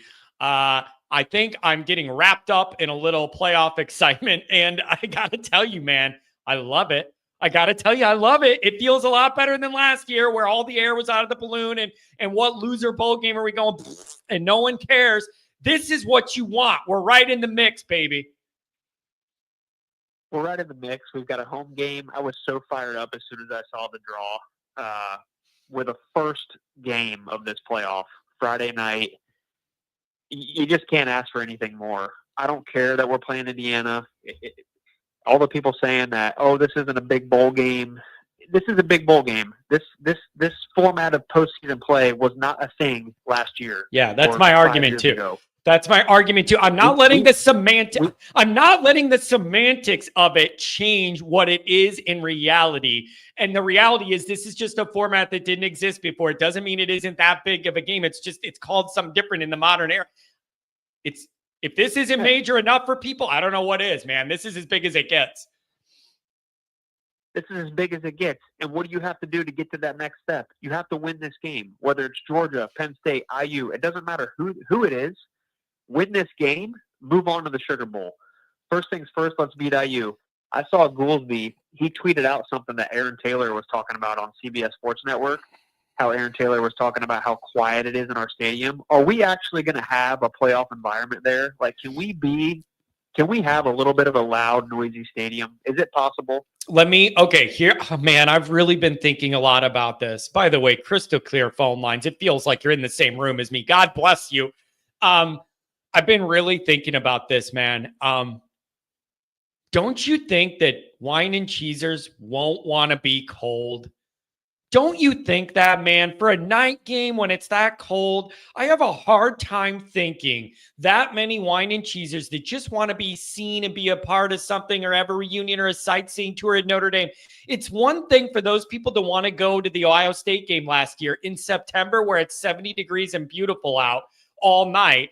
I don't think a lot of those people are up for the challenge of this day, whether it's a long drive, being cold, having to scramble for accommodations. I just think you really got to want to be here for the football to be in the building. And I want to believe that, man. I think you got to want to be here for the football for this one. I feel the same way. We simply do not have time. This is not the time or the place for the wine and cheese crowd. Yep. Stay at home where it's warm and cozy. We need absolutely a ruckus environment. As much of a ruckus environment as Notre Dame can have, right? It's gotta feel and sound a little bit different. We need this for our team. Bring it. Like we have to be a little bit loud. So yeah, and I'm looking forward to seeing how that is. You think about, I could see this being the reality too, with a bunch of people I know, and these would be people in the Notre Dame circle at eye level. They have big businesses, and they get a bunch of season tickets, and they often entertain clients and give tickets away and blah, blah, blah, the schmooze and all this crap, high level fancy business crap. These people in Illinois that I know, they're not going to this. They're getting all the tickets they can. The older people that run the business that made all the money to get in this position are getting the tickets, and they're giving them to their 20-something kids and their friends to drink all day that want to be cold, keep them in the family. That's what the people I know, that's what they're doing. The people in their 60s are not going to do this all night and drive back to Illinois and get home at 2 a.m. They're giving them to the kids in the 20s that want to go live this and have fun and embrace it, be cold and drink all day. Like, that's more of the vibe, I think. You ain't getting a lot of wine and cheesers here, man. It's going to be too uncomfortable. I believe that. And nobody was really able to fully plan out a trip for this before you knew what the deal was. So that, again, I just don't think you have a lot of people that have comfortable accommodations already built in for this night. Like, this is a lot of unplanned last-minute stuff. You really got to be in it for the football to do this. That's what I believe. Yeah, I think you're totally right, and I'm here for it. Let those younger 20s and 30-year-olds get in there. Now wait, George is saying what kids can afford these tickets. You just missed my point. The rich parents are getting the tickets and giving them to their kids. The kids aren't the ones affording them. It's all the rich parents that aren't going to be willing to be cold but want their family to experience this. That's what I'm saying. Yeah, 100%. That's how I see it. And then here's the other damn question. How many of these people are going to be Indiana people wearing clown stripe warm-up pants? How many Indiana people are going to be in there, man? What percentage? I want to know. Yeah, I want to know, damn it.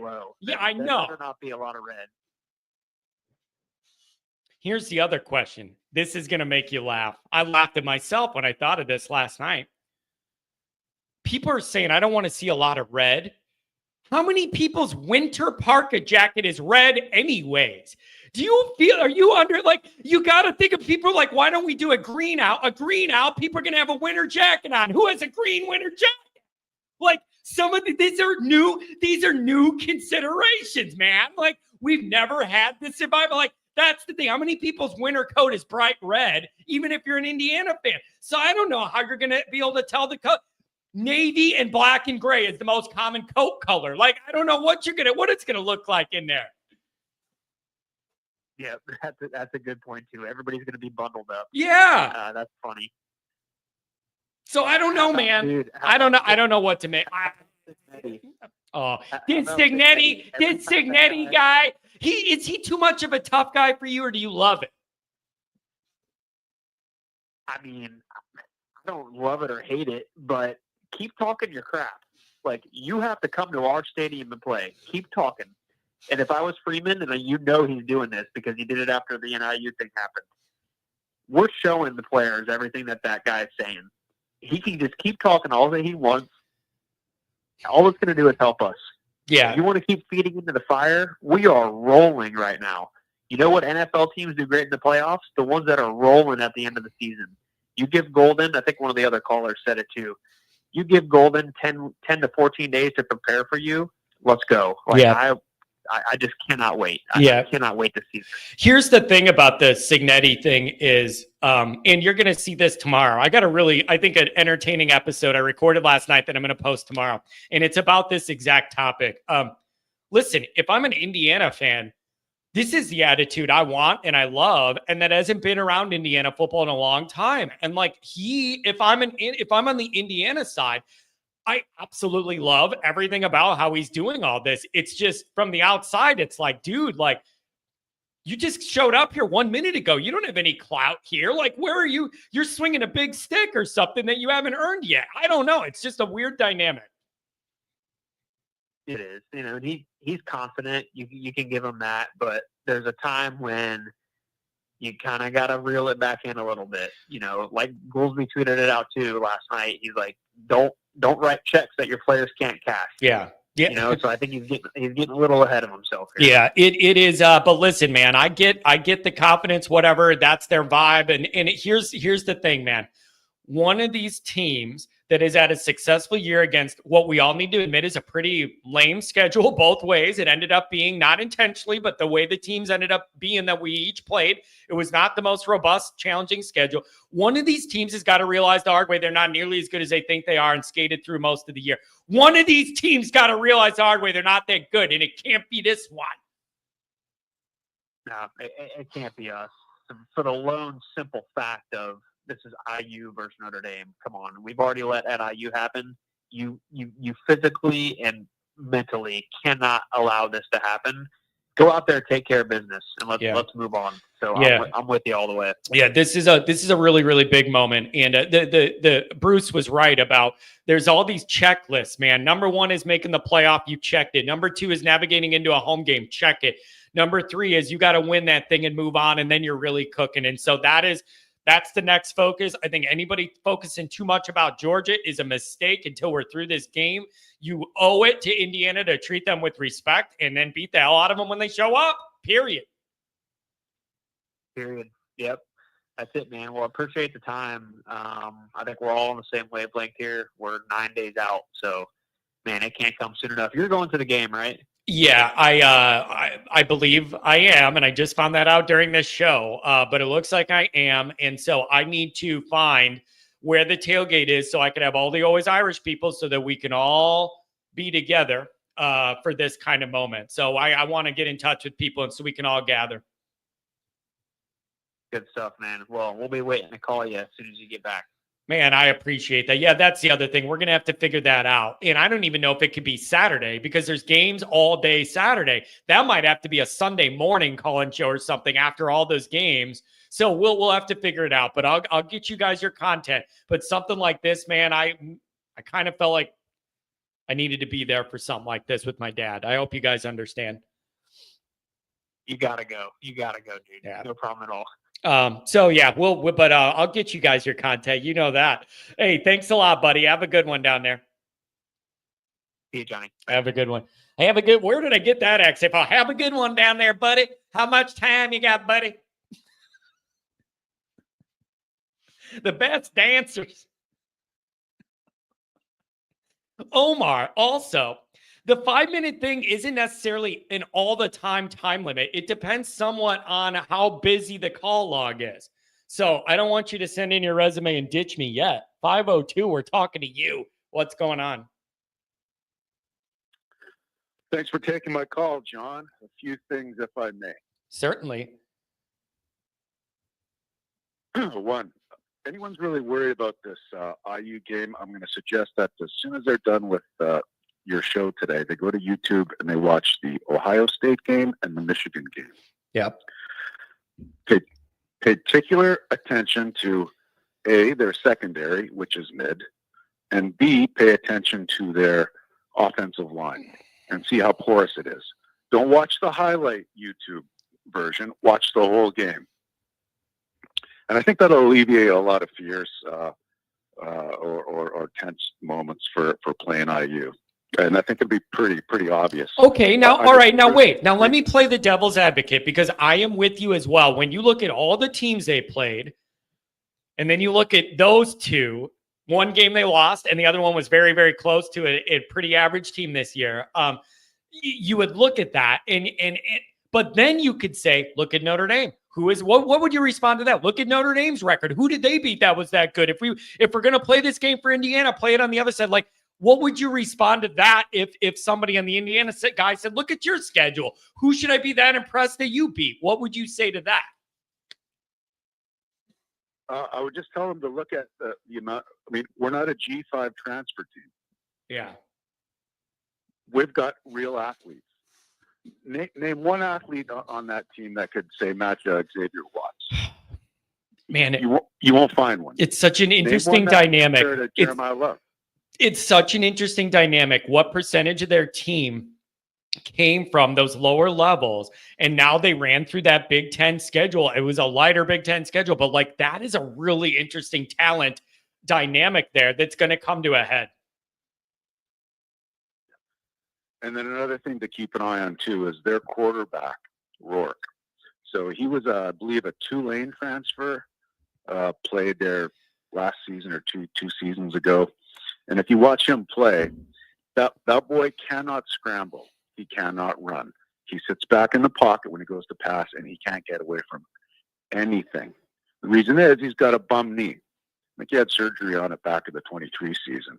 And if we bring any pressure or blitz, it's lights out. Yeah.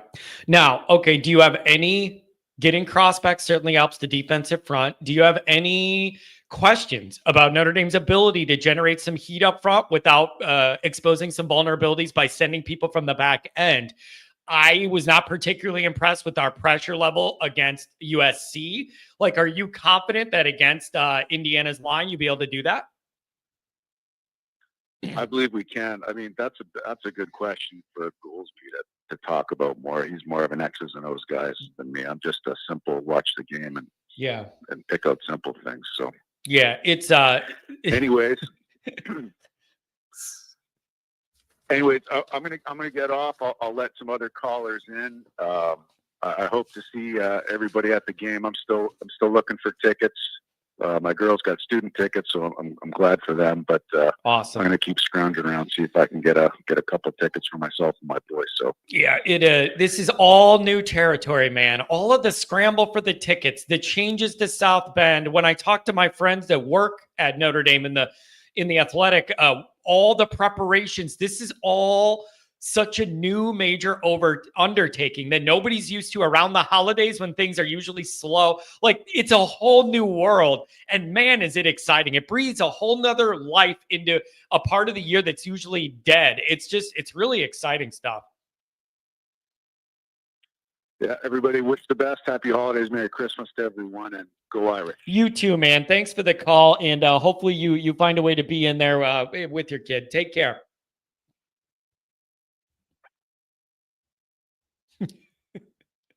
Somebody says, I don't even know what the debate is. Somebody just said, go brush your tooth, singular.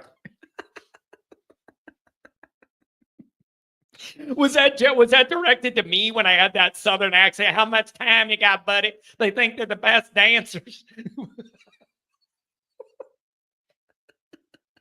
I don't know where I got that. I don't know where I got that accent from. Everybody makes fun of me for my Chicago, that Cignetti accent. And then here I am with that. How much time you got, buddy? Oh, 260. Welcome to the show. How you doing, John? Hey, I'm doing very well, buddy. The last time it looks like you called the show, at least from this number, it was 98 degrees in the middle of August. A lot's changed. What's going on, buddy?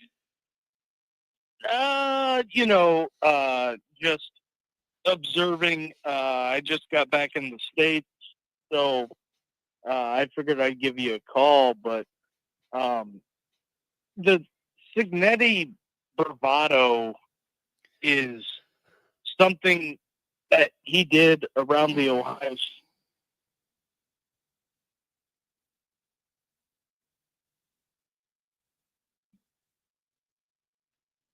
He's gone. He's in the vortex. He's in the vortex. He's gone. He gone. And the thing that comes into it, I think, is it's up front. I think Notre Dame is better all the way around. As far as the defensive line versus their offensive line, everything that I see is they do not handle A-gap pressure well. If the crowd is loud and ruckus, Cignetti after the Ohio State game, pushed the blame to the players and kind of was like, we couldn't do this, we couldn't do that. And it's like, well, at the end of the day, you're the head coach. So you got to make an adjustment. So I believe whenever Indiana goes up against somebody that overmatches them in talent, he doesn't know how to handle it other than going straight bravado in the media. And, he's going with the blind squirrel finds the nut. Interesting. Every now and then. And I think that as long as Marcus doesn't have the play calling get out of character offensively or defensively, which I don't think Denbrock or Al Golden will, I don't think Notre Dame will blow them out per se, but I could see it being like 35-14, something in that realm, just for the simple fact of I think Indiana can move the ball, but if Al Golden dials up pressure, I don't think Curtis Rourke can handle it. Rourke, the Ohio transfer, he was an Ohio kid, so I mean he wilted against Ohio State. I think Notre Dame has a top 5 defense. You can flip them around and say, use the analytics and say this Georgia's better here, Ohio State's better there. But I feel like the USC game was blatantly because the offense scored so fast was an issue. And I think Riley Leonard's going to be the X factor in the game because he's +1 in the run game, and Indiana has struggled with teams that have a running quarterback, i.e. Michigan, because I don't think Indiana accounts well in the box for them, and then they don't have like a nickel safety. They don't have a bigger kid that plays in the secondary that can come down and play the run as well. I think if you get on the edge and run at their corners, interesting. I think Notre Dame has a ton of success doing that. That's just my opinion. Yeah, that's interesting. So get your athletes that you trust out on the edge and have them beat those guys out there. It'll be interesting to see. I expect Indiana to sell out against the run. They boast about that the top running defense. They give up two yards per play, whatever, number 1 in the country, blah blah blah blah. They're going to try and sell it out. It's incumbent on Notre Dame to find a way to beat that, anyways, whether it be to the edge or run through it or whatever you're going to do, or Riley Leonard pulling it and getting outside, whatever you're going to do. That's what they're going to want to do, and Notre Dame's got to stop it. Yeah, and I trust Price, Love, and Riley Leonard. And Riley Leonard's, I think a thing that's been underrated is Riley Leonard's decision-making in the run game going up to this point.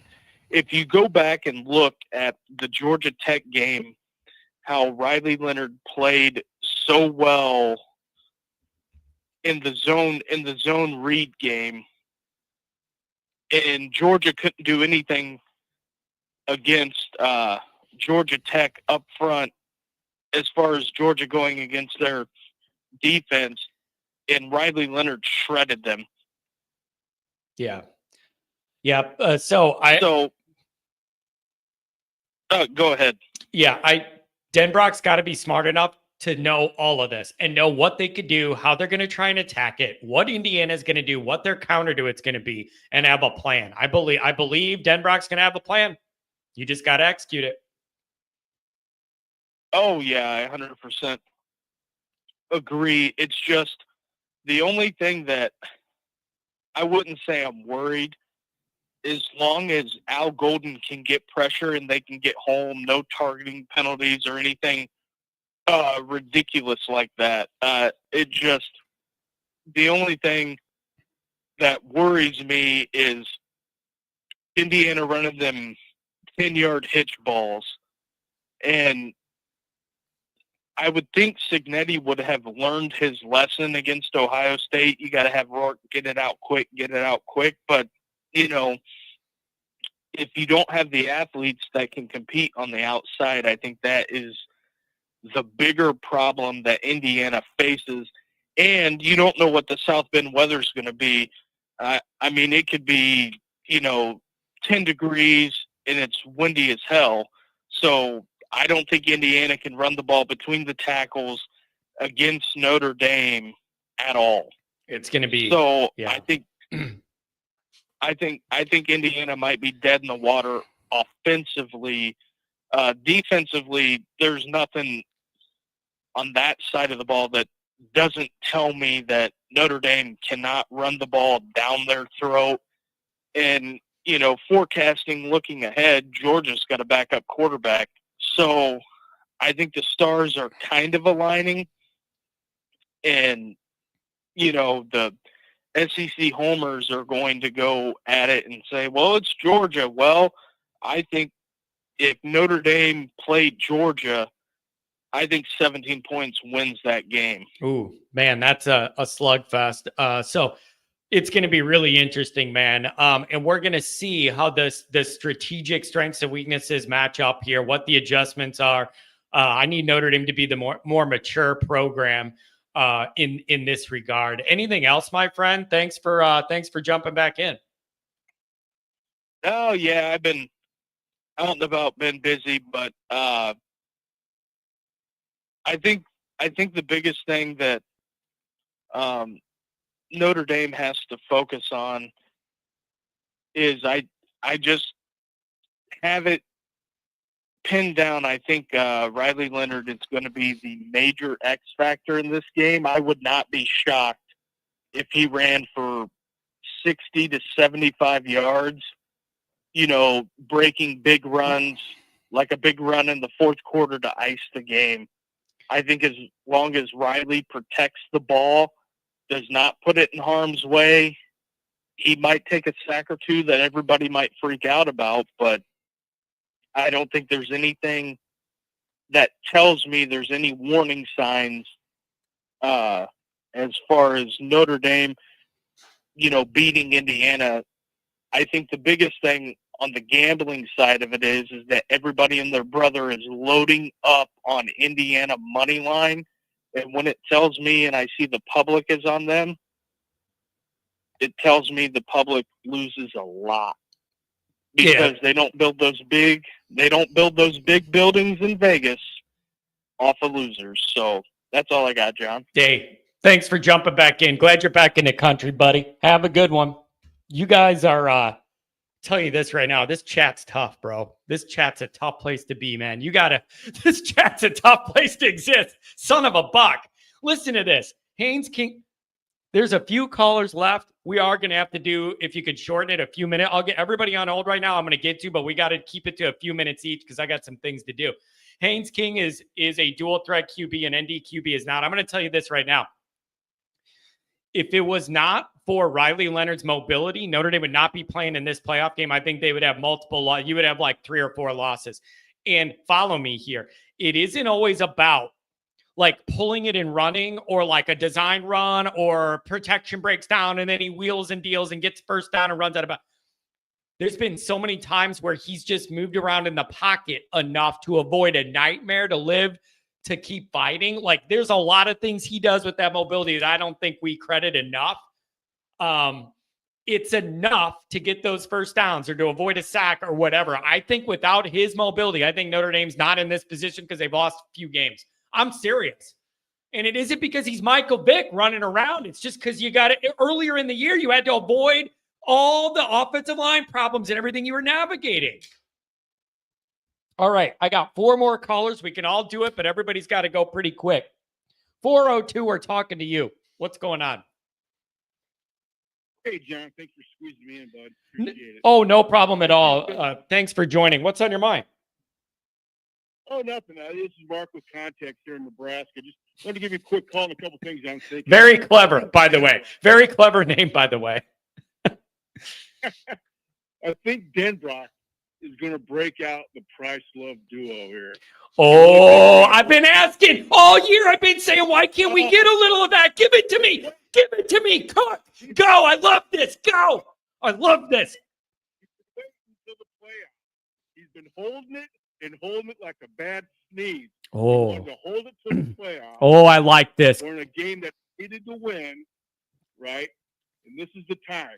You can have two, you can split your tight ends or keep them in tight, 22 formation. One could go left, one could go right. You can run flare patterns, double flares. I'm telling you, can do a ton of stuff with those two guys in the backfield. And I'm excited because it's going to be weather. They're going to be, let them stack up their people on the front. I don't care. They can bring all those red jerseys they want up to the front, right?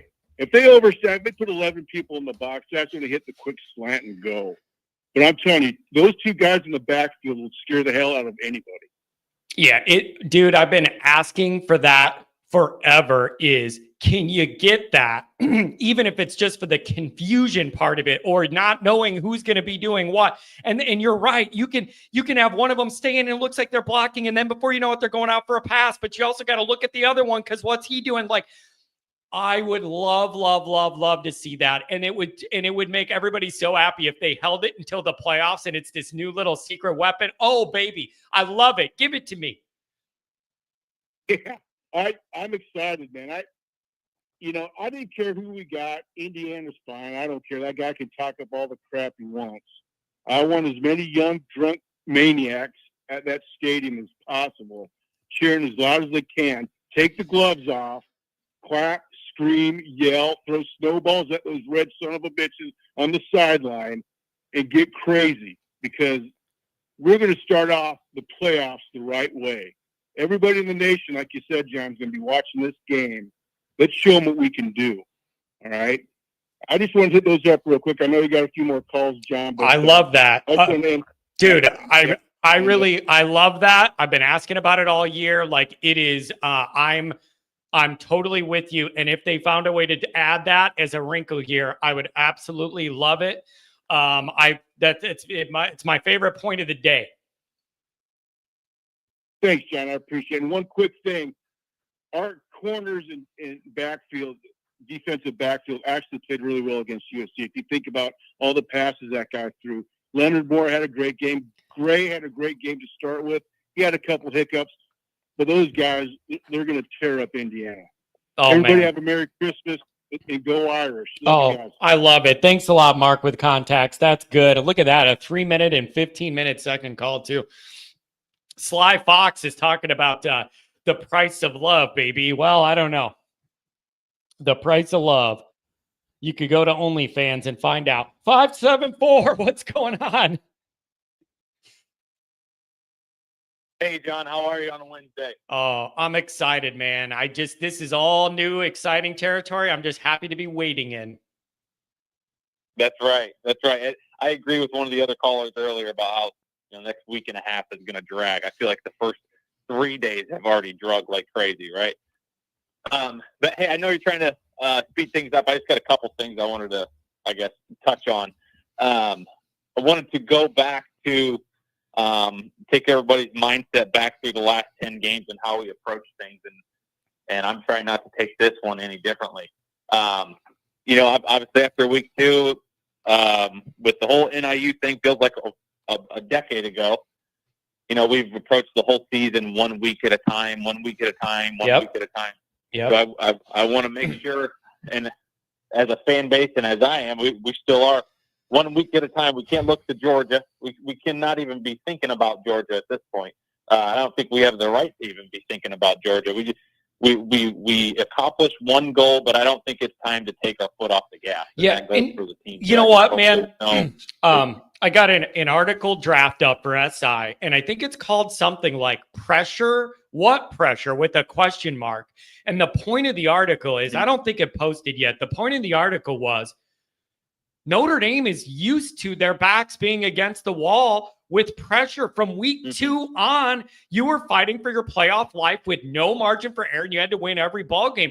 It seems like maybe me in my basement's more susceptible to the pressure than they are because it didn't seem to bother them. Right. Those guys just kept playing and winning. Yeah. No, totally. And I am very confident. We know how Marcus gets the boys up for the big ones, right? I mean, I am confident in him getting them ready. He's got a good track record of that. That's all we're going to have from here on out. He's got a really good track record of preparing for those moments. You're right. Like there are some bad things on his resume, but he is, in that regard, he has done a good job getting them up for those moments. And how could you not get it up for this moment? Exactly. Who? How could you not? Exactly. Right. And it doesn't matter if it's Alabama, doesn't matter if it's Clemson, doesn't matter if it's Indiana. We're happy we're in the playoff. This is the playoff game. We got it at home. We're fortunate enough to have that, right? And so I think even think, well, we wish it was one of those SEC teams. I was thinking like that for maybe a half a day, but now I see the opportunity that's in front of us. So let's go out and let's go get it. But I think one thing that we have on our side, other than it being at home, is I just think we can line up and play Smashmouth football with almost anybody in the country. And I think Indiana's not going to be able to stack up against our guys up front, both offensively and defensively.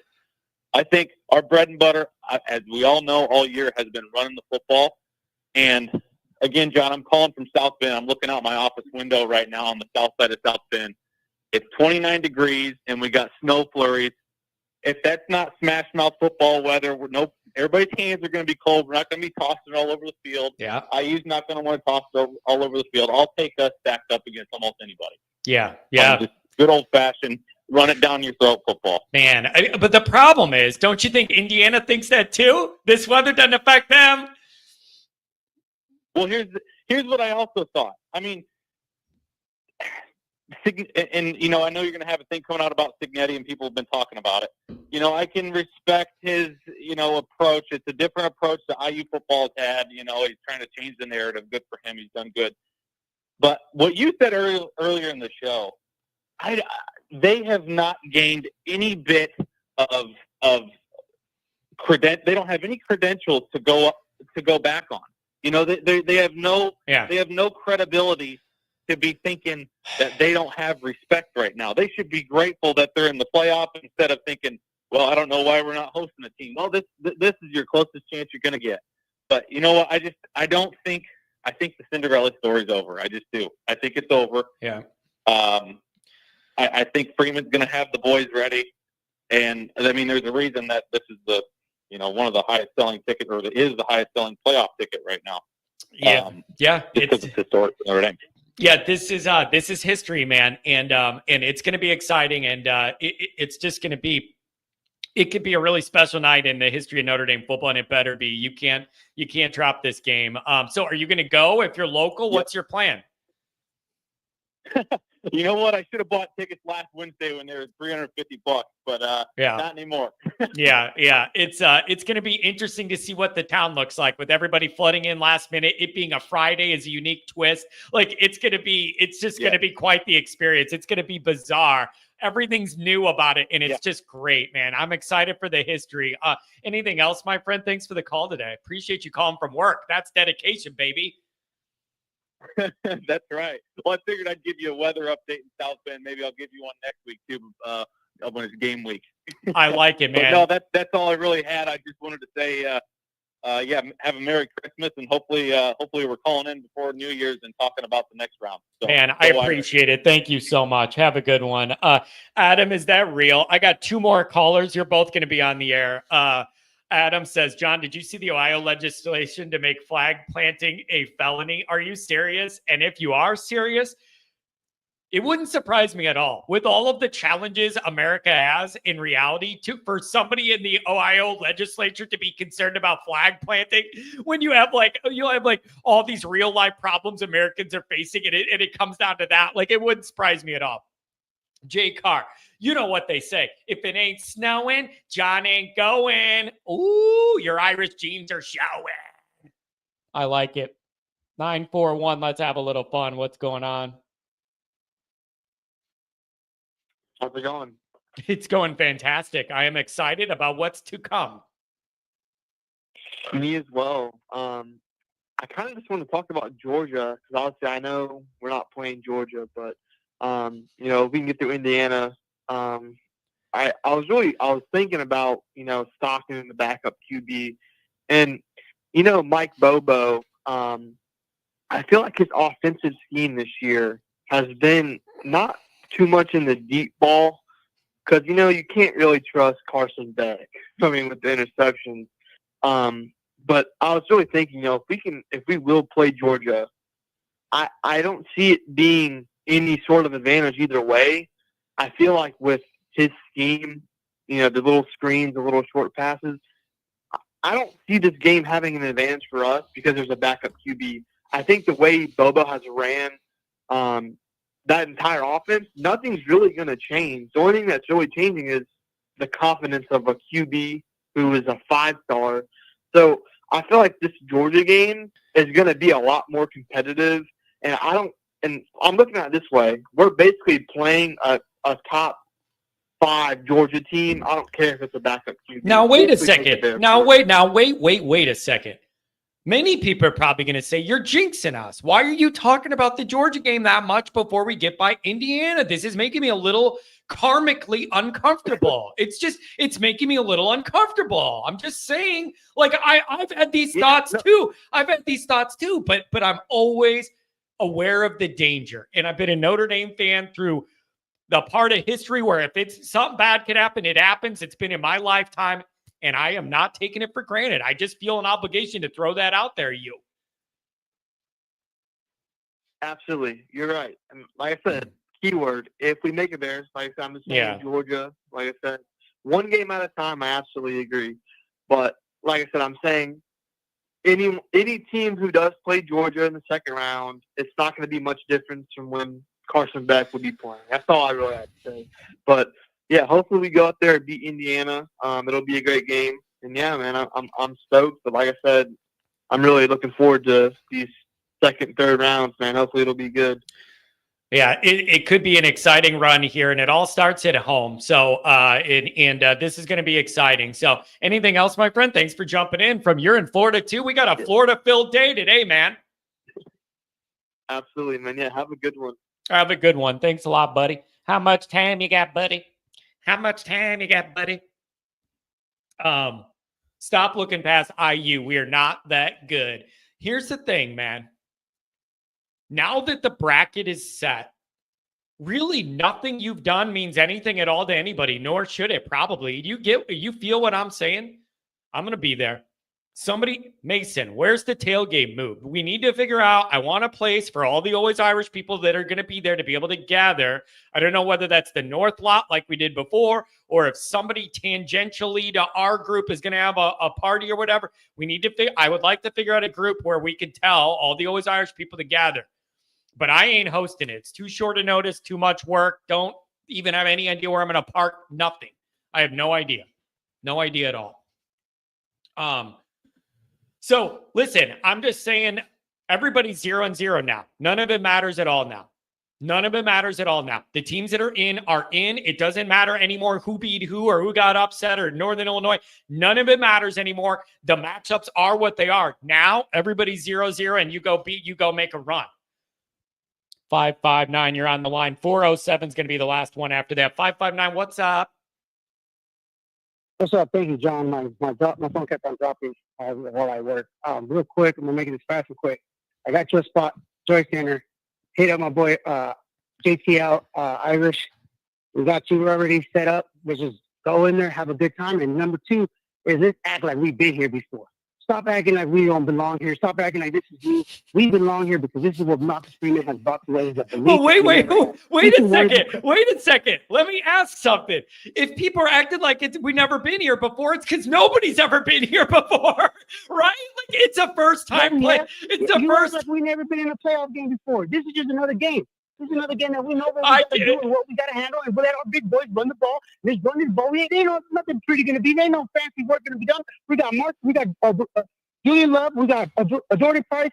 We got Riley Leonard. Let's just get and run our ball. We know what we got to do. Ain't nothing special about this game. It's just we need to handle our business, and we got to get behind our big boys and run the damn ball. Period. This ain't going to be fancy stuff and spread on all five and throw the ball here and there. Let's just run the ball and take care of our business because we know we can do it. We believe we can do it. We don't have speculations and wonders. And this ain't no Brian Kelly team. This is Marcus Freeman's team. And Marcus Freeman has brought a belief to all of us. So let's act like we belong here. Man, I like the energy. I'm glad. I mean, I accidentally sparked that, but I'm very, very happy I did. Let it rip, baby. Let it go. Yeah, my boy. Look, I got to hurry up, John. I got a lot of things to do right now. I'm at work, but I had to let everybody know we belong here, guys. This is what Marcus Freeman has built. He has built that belief. He has brought this fan base. So wake up, everybody. Wake up the Echoes from 1900, and let's run the ball with the four horsemen like the way we used to do it, and we're going to be all right. We'll see Georgia when we see Georgia in the Sugar Bowl. Until then, let's play up, my boys. I like it. We got you, John, if you want to. I'll hit you. I'll send you an email, whatever it is. Get a hold of me. I'll get a hold of you, and I have the spot. He sent it to me right now. I just can't. I got to get back to work, man. All right, listen. I'll reach out to you. We'll see. No, go ahead. I'll reach out to you. Thank you. Yeah, John, and you know what? All Notre Dame fans, let's have a good time. My first game ever being in South Bend, making it in my bucket list. It is something that we all should treasure because thanks to Marcus Freeman, we finally have a belief and we know that our team will show up. I like it. I like it a lot, man. Hey, thanks for squeezing in today. Get back to work. Thank you. Have a good one. Wait, I kind of missed something, man. He said he's got the hookup for me, but I didn't catch what. What's he hooking up for me? What? I caught that he said we got you, my boy, or whatever, but I didn't catch what he said he was hooking up. Dude, I love this call-in show, man. You never know what you're going to get around here. 407, what's going on? Let's end the show on a high note. What's up, 407? That's right, Johnny boy. How's it going, man? That's right. Mason Plummer says, Belmont lot, John, by the backer. Whatever, man. I don't know what I'm going to do. I got to figure it all out. What's going on, man? What do you make of all this? I'm gonna keep it super short, and I'm going to end it just like this. We're about to smoke a Cignetti and crush the candy canes, baby. Let's go. Go Irish. That's all I got to say, Johnny. Ooh, talk to you Friday, sir. I like that. Have a good one. Thanks a lot, baby. I like it. He's smoking them Cignetti. Smoke him if you got him. Smoke him if you got him, baby. Anyways, I look at that, Omar. We lost some time and then we gained some time back. Wow. Look at that. Look at that. Hey, John, reserve a spot at O'Rourke's. Yeah, I'm sure that's going to be no problem to reserve. We'll just, you think I got that kind of clout? Hey, Always Irish, like it's a mob hangout. Hey, Always Irish is coming to town, and they pull out a table and put it right in the front. And then Dr. John gets to sit there. John, what's your cig brand? Back in college when smokes were like $2 and we used to drink and smoke them, I'm glad I got out of that. That was a very unhealthy phase. And you could still smoke in bars and everything. What were we smoking? Camel Lights, I think. I think we were smoking Camel Lights in college. You guys, I'm old enough that you could go to the bar and go to college and they had a vending machine for smokes. Like, if you're like 20, you couldn't possibly comprehend this, but I am old enough that you used to just be able to buy smokes at the bar. And it's just a vending machine. You could get a Snickers bar or you could get some smokes. That's how old I'm getting. Omar says, if you wear a do-rag, you'll get in. Yeah, that for sure. I'm sure in South Bend's going to do me a lot of good. If I walk in with my Letterman jacket and my do-rag, they're going to say, Always Irish, come right to the front. Conundrum says, Friday day and night call-in show, probably if there is any situation that warrants that. This is it. So I think we're going to do a Friday morning and then a Friday night and have people drinking. We catch a different crowd when you do the night shows and all that. So listen, you guys, I love the energy. I love the energy. I love the energy. This is building. The excitement's building. It's just nice to have this time of the year not be just a depression. Think about 1 year ago. That's the other thing I wanted to bring. I'm glad this will wrap a bow on the whole thing. Look at all of our lives a year ago. A year ago, we were dealing with the week after the Stanford game. All the wide receivers left. You had all that drama. You had all these you had all this. What's going on? No one wants to be here. You had all that BS going on. The season was over. You were playing for nothing. It was just lame, whatever. This is a far cry from that. And it is a jolt of energy and excitement that this fan base deserves. And Notre Dame really needs to take advantage of it. Notre Dame really needs to take advantage of it. And this is going to be a fun collective group experience here next week, hopefully. We love your energy, John. Appreciate you and how you bring this community together. It's you guys doing it.